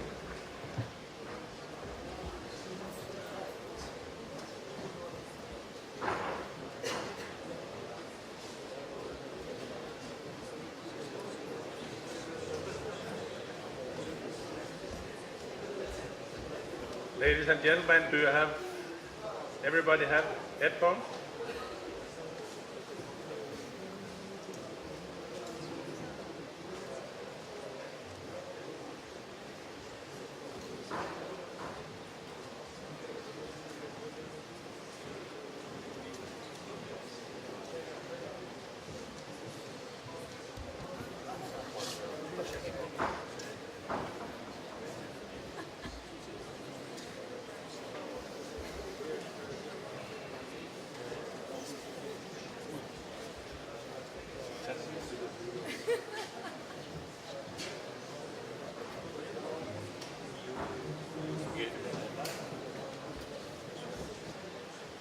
dear colleagues, dear inspectors. My name is Kurt Tjøpgaard Jensen. I started my environmental career in 1980 in Denmark as an environmental inspector. It's a pleasure for me to be here in Albania for the first time and assist on this project. But especially it's a pleasure to assist because I have the impression that not only you here, but all the team of SELEA wants real change, real change.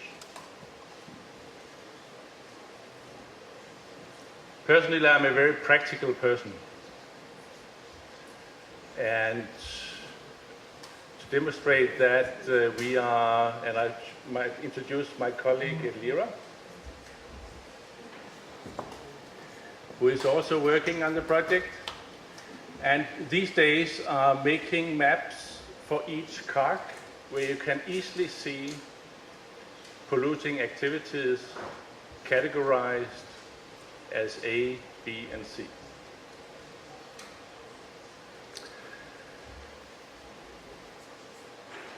My personal scope, and I think this is totally in line with the project, is that you as inspectors should do a respectable and credible job in the future.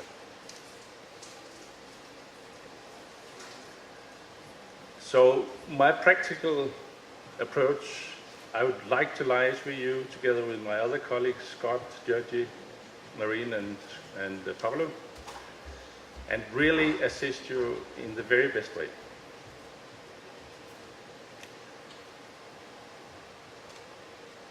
I've started in 1980 in Denmark as an environmental inspector. After 10 years, I was director of one of the 12 regional agencies in Denmark.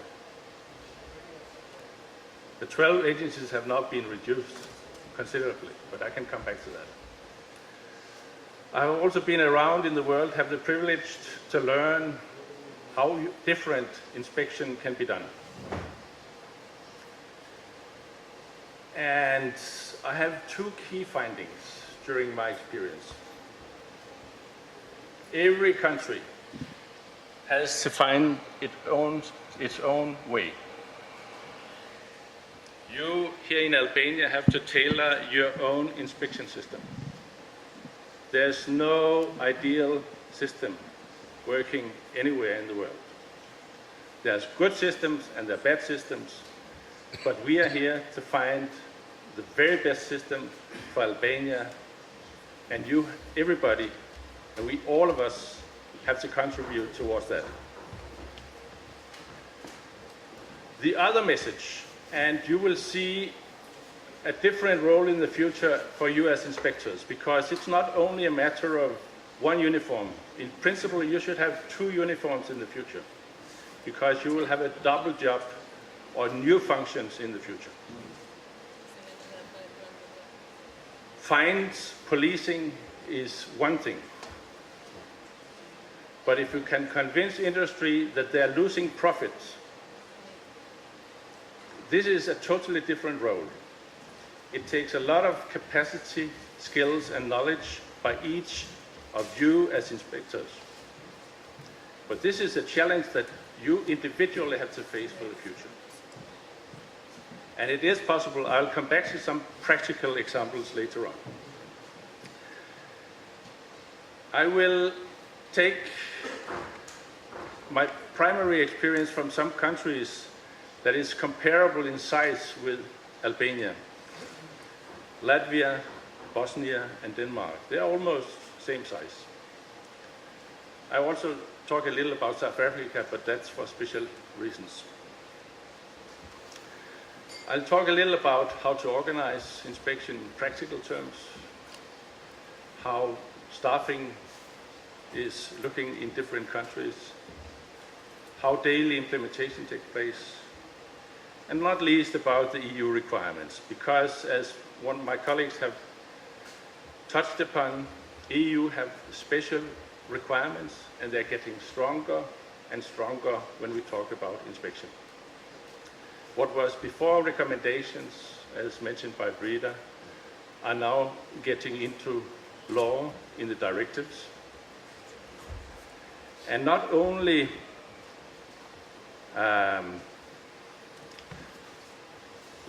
specific requirements for inspection, but also the requirement for what is called best available technique. Actually, the requirements now being produced in Seville in Spain called BREFs, best reference materials for each sector, is something that you as inspectors must know about in the future. It'll have a stronger and stronger focus in the future.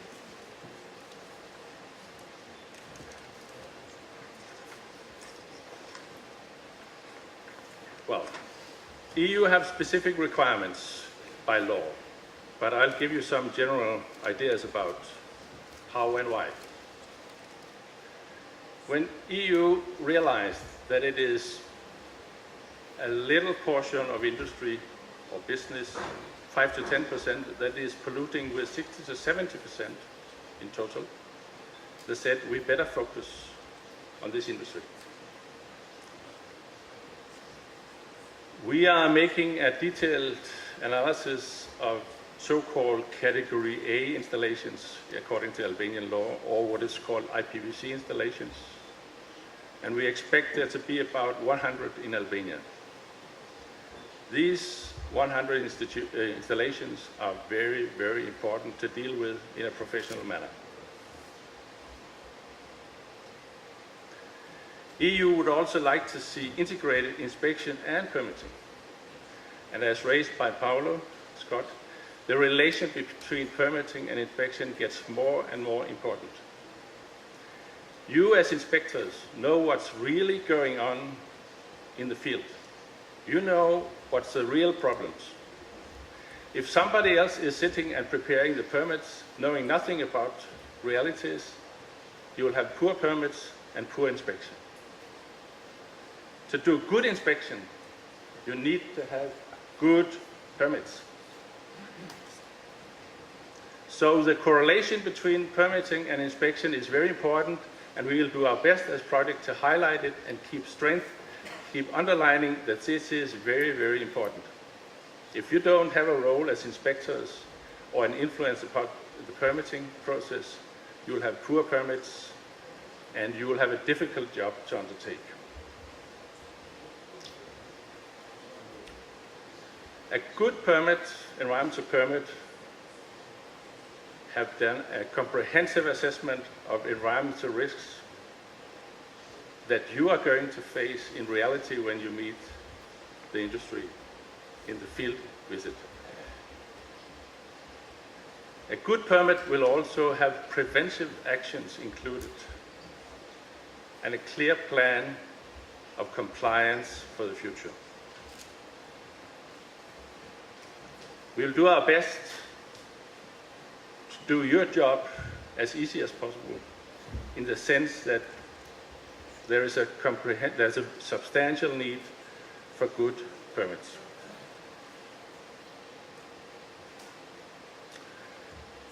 I now will show you some fancy words from EU, but behind these lines there are some very important things. I will give you two practical examples when I've told you about them. The so-called polluter pays principle is need not only be a burden for industry, because the pollution prevention principle by EU clearly indicate that there are possibilities. I will demonstrate to you what this means in real terms. And as mentioned, best available technique, not only technology, but technique, means the whole design process of production is more and more important.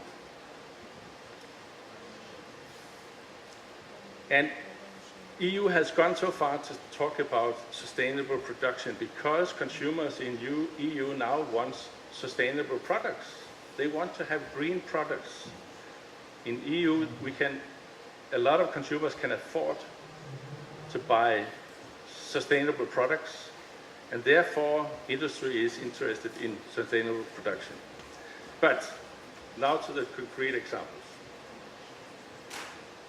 In 1985, I got some samples for a sugar factory indicating a high level of BOD, biological organic compound. This clearly indicated that there was something wrong in the production. We had some correspondence with the industry, and they were prepared to make a wastewater treatment plant. Huge investment, a huge investment. I asked for a meeting with the director for the sugar plant. We sat down for 2 or 3 hours, because the more we talked together, the more interesting it became for the director. Why? The sugar in the wastewater was a loss for his production. We calculated that he was losing 500,000 sugar for the value of 500,000 lever every day. He said, well, this is a loss I cannot afford. I better do something else than making a wastewater treatment plant. So by good housekeeping and training of his employees, we succeeded to avoid to build a new wastewater treatment plant. And he could raise his profits and pollute less at the same time. He could sell the sugar instead of pouring it into the water. Just one example. Another example. In 1988, I had a problem with clothing manufacturing industry. It showed off that they only used 60% of the fabric for producing clothes. 40% went to the waste bin, because they were using manual forms and by manually cutting the fabric.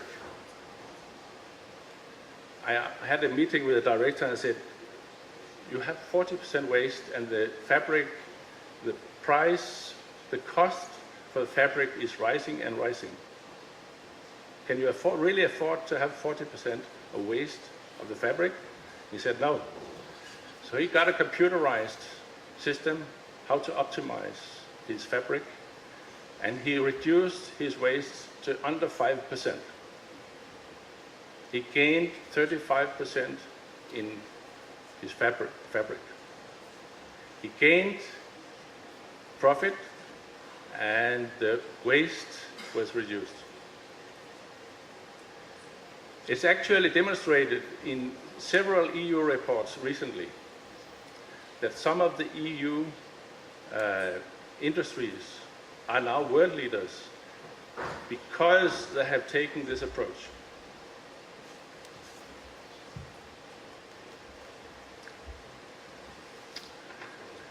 This approach I can demonstrate in this way also. It's a little theoretically,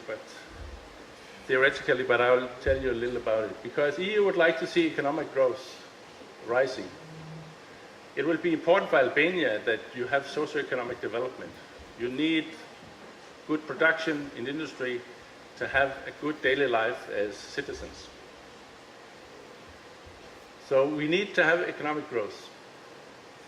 But as the example with the fabric and the sugar, you can actually have an increase in economy by using almost the same resources or even less.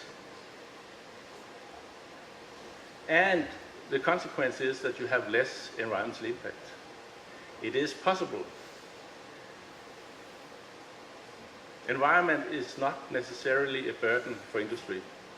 It could be, and often is, a win-win situation. And you as inspectors, having the daily contact with industry, if you have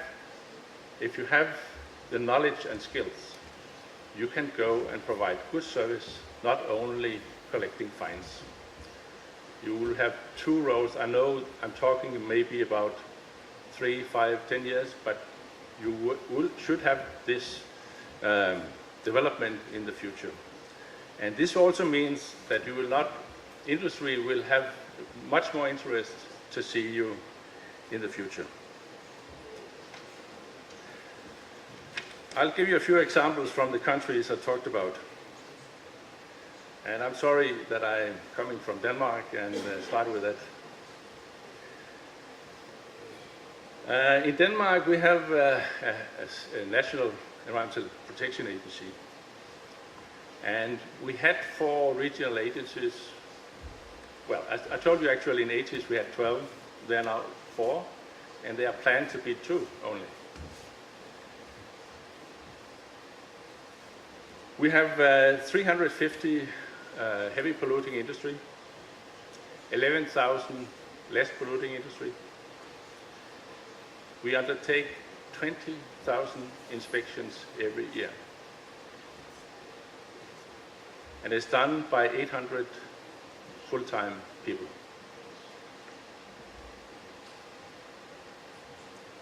We have also a fee collecting system.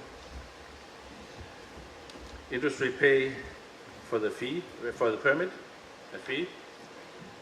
But they also pay an annual fee for inspection and administration. This could be another way for Albania to have better funds, because the heavy polluting industry is paying close to 5 million leva every year for the services of the inspector and the permit institution. 5 million leva. I know Denmark is a different country, but anyhow, should give you some reflections. Most of the heavy polluting industries have what is called a self-monitoring system that is accredited. If they have this, they can reduce the fee, and they have a much better internal awareness about environment. Because our role, your role, is not only to see what is wrong, but also to create awareness. And a lot of these industries are providing electronic reports to the agencies or the inspectors. And this is considered an inspection. We have done a lot of mistakes in Denmark. I'm not here to tell you that Denmark is ideal. I'm here to tell you not to do the same mistakes as we have done in Denmark. In Latvia, they have had a very similar situation like in Albania actually some years ago. They had one environmental protection agency that concentrated on monitoring laboratory and research. And they had a National Environmental Inspectorate, 8 regional boards, and a marine board. It has now been changed. For several reasons, they now call it state environmental services.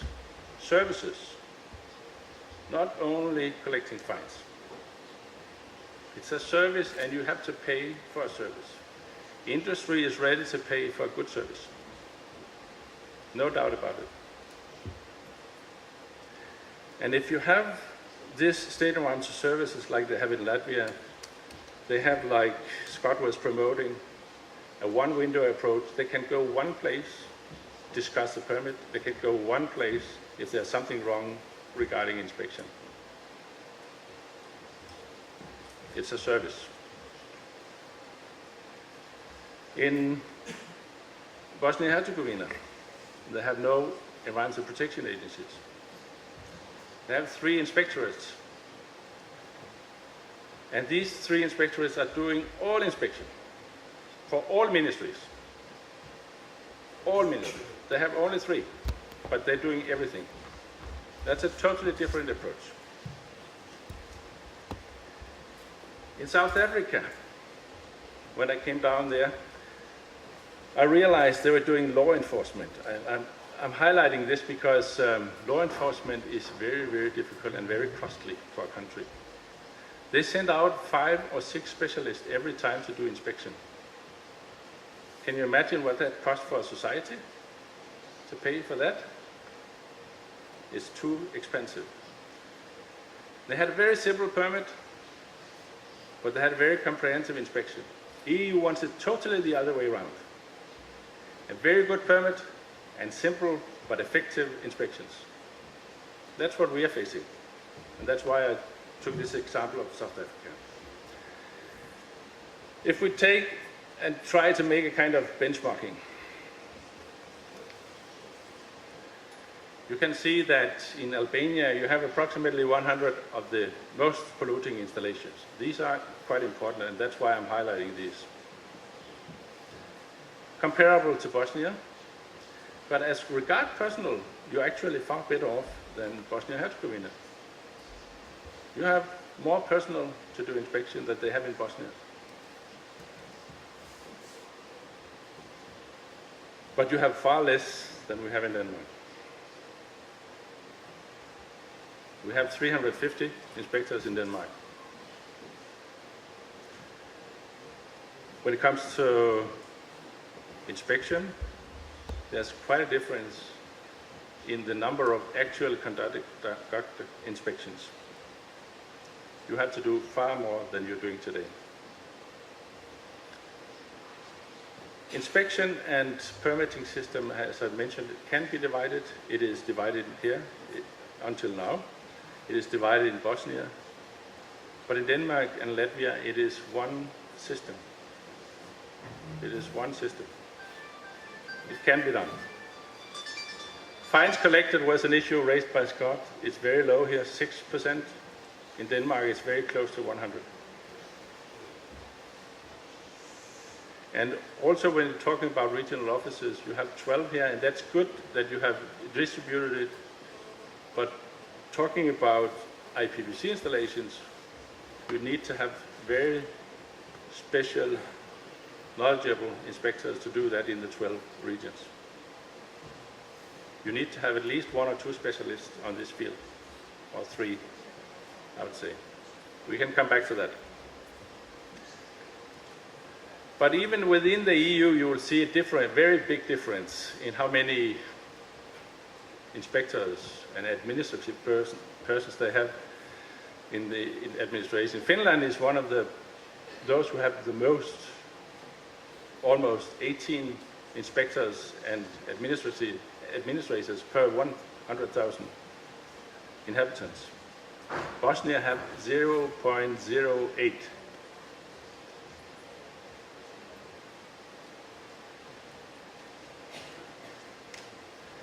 What EU would like to see is that they would definitely like to see what's going on in South Africa here in Europe, including Albania.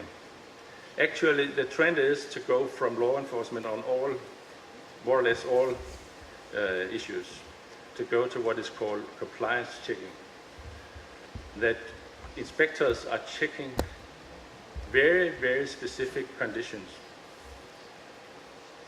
And I have been talking and promoting a lot about good permits.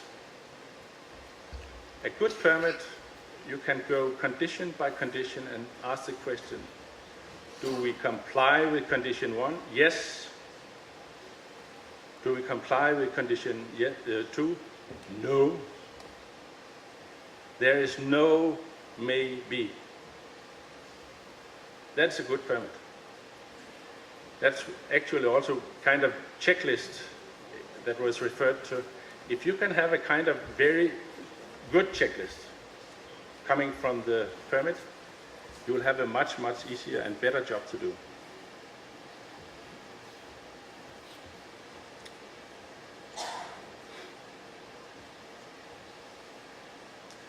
So, compliance checking, and I have also in brackets here put compliance promotion, meaning providing services, good advice actually to industry. It is possible, like I have met with the director of the sugar beet factory, like I have met with the one producing clothes. It is actually possible to sit down and get a far better situation. But even just compliance checking, it takes good permits, conditions easy to check, and that you as inspectors are well trained, you have a lot of knowledge and skills, to do a good and a credible job. And as I started, that's our scope, that you can do a good job, a credible job in the future. We're here to find the right way for Albania. I wish everybody a good luck. Thank you.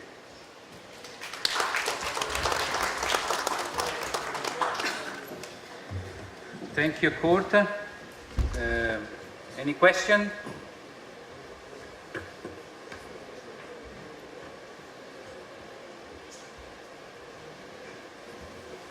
If not, I have one.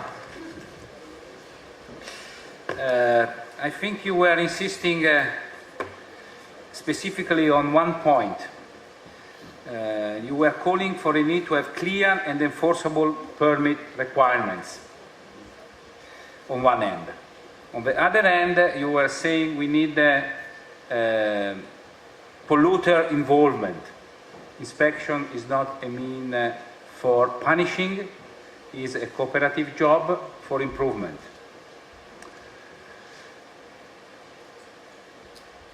Am I right? I understood properly? Yes.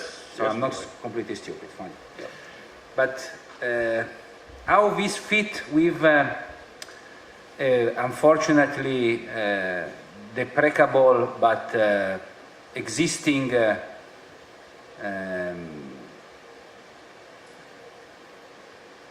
situations where the practice of not respecting conditions become a way of dumping the price and so forth in the competition. So how these two approaches, and therefore the role of inspector as a police role and as a subject for enforcing criminal law came into the picture. Can you tell us something about these two aspects? Yeah, I have of course also, and I shouldn't underestimate the need for fining those who do environmental criminal offense. It's very, very important, and I told you there are two ways for industry to respect the environment.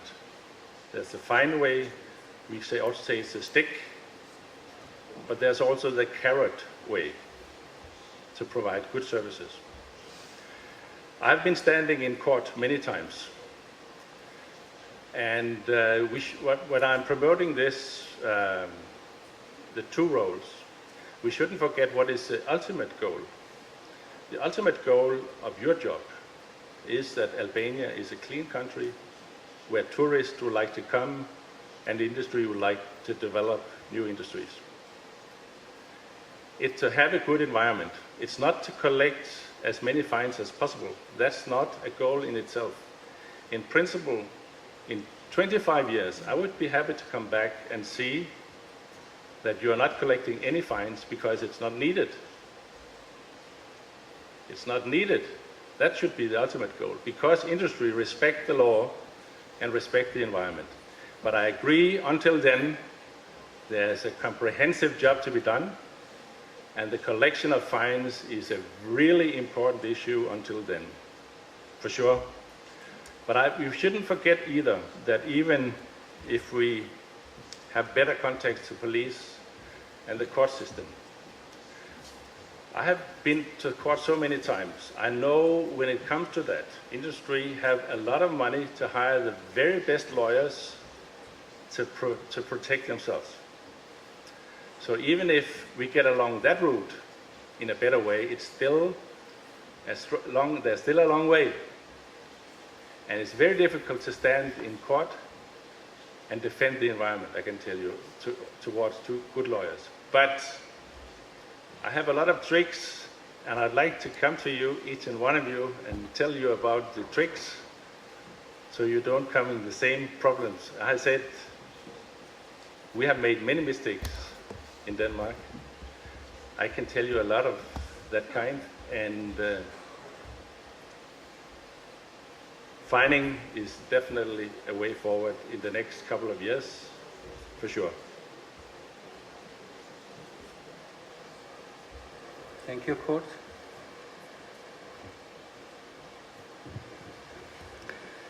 Tani, në të gjitha takimet që Inspektorati Qendror bashkë me konsulencën e projektit Beris kemi zhvilluar nëpër ministri, në kuadër të riorganizimeve që po psojnë inspektoratet, shqetësimi kryesor është ngritur te mungesa e kapaciteteve, burimeve njerëzore, të thot numrin e inspektorëve. Do ta ndajmë pjesën e numrit me pjesën e kualiteteve të këtyre inspektorëve. Në prezantimin që ju bët, unë pash që në një studim për Shqipërinë ishte një konstatim i tillë, për 125 inspektor kishte një numër prej 350 inspektimesh. Ndërkohë që në Danimark ishin 800 inspektor me 20.000 inspektime. Pra raporti në Shqipëri inspektor ishte 3 inspektime për inspektor, ndërkohë në Danimark ishin 25 inspektime për inspektor. Ka parashikuar projekti SELEA një studim për shkallën apo një llogaritje të numrit, metodologji vlerësimi numrit të inspektimeve që do t'i takoj për inspektor për mjedisin. Për të parashikuar pak a shumë edhe nevojat në burime njerëzore në krijimin e inspektoratit shtetëror të mjedisit. Thank you. That was a very good question. We're doing two things on the SELEA project. We are actually optimizing or assisting in optimizing the existing resources the very best way as it is today. That's one thing. But we will also develop an institutional development plan for the inspection system. And such a plan should definitely assess the needs for more inspectors in the future. No doubt about that.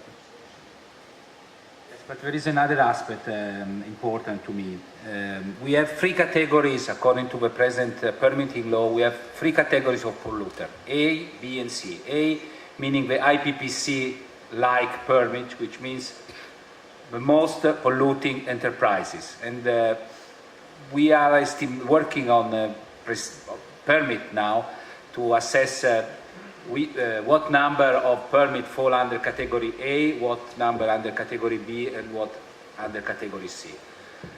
Category C are small businesses, and it is the huge number of permits there. We will not look too much on that. We are more focused on A, B, because they are the most polluting kind of permit in terms of use of resources and load to environment.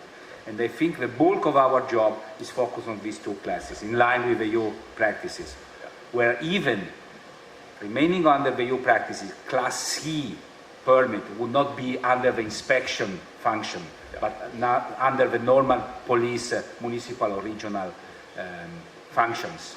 Am I right? This is a very good point Paolo raises here.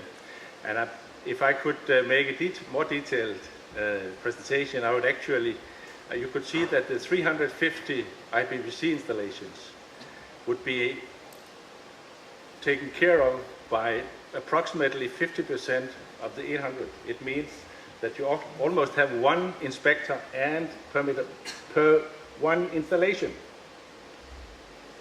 This is another aspect. It takes to do good inspection for heavy polluting industry, and not least to do a good permit, because this is combined in Denmark.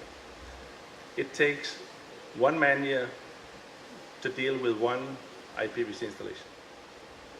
1 person per 1 installation.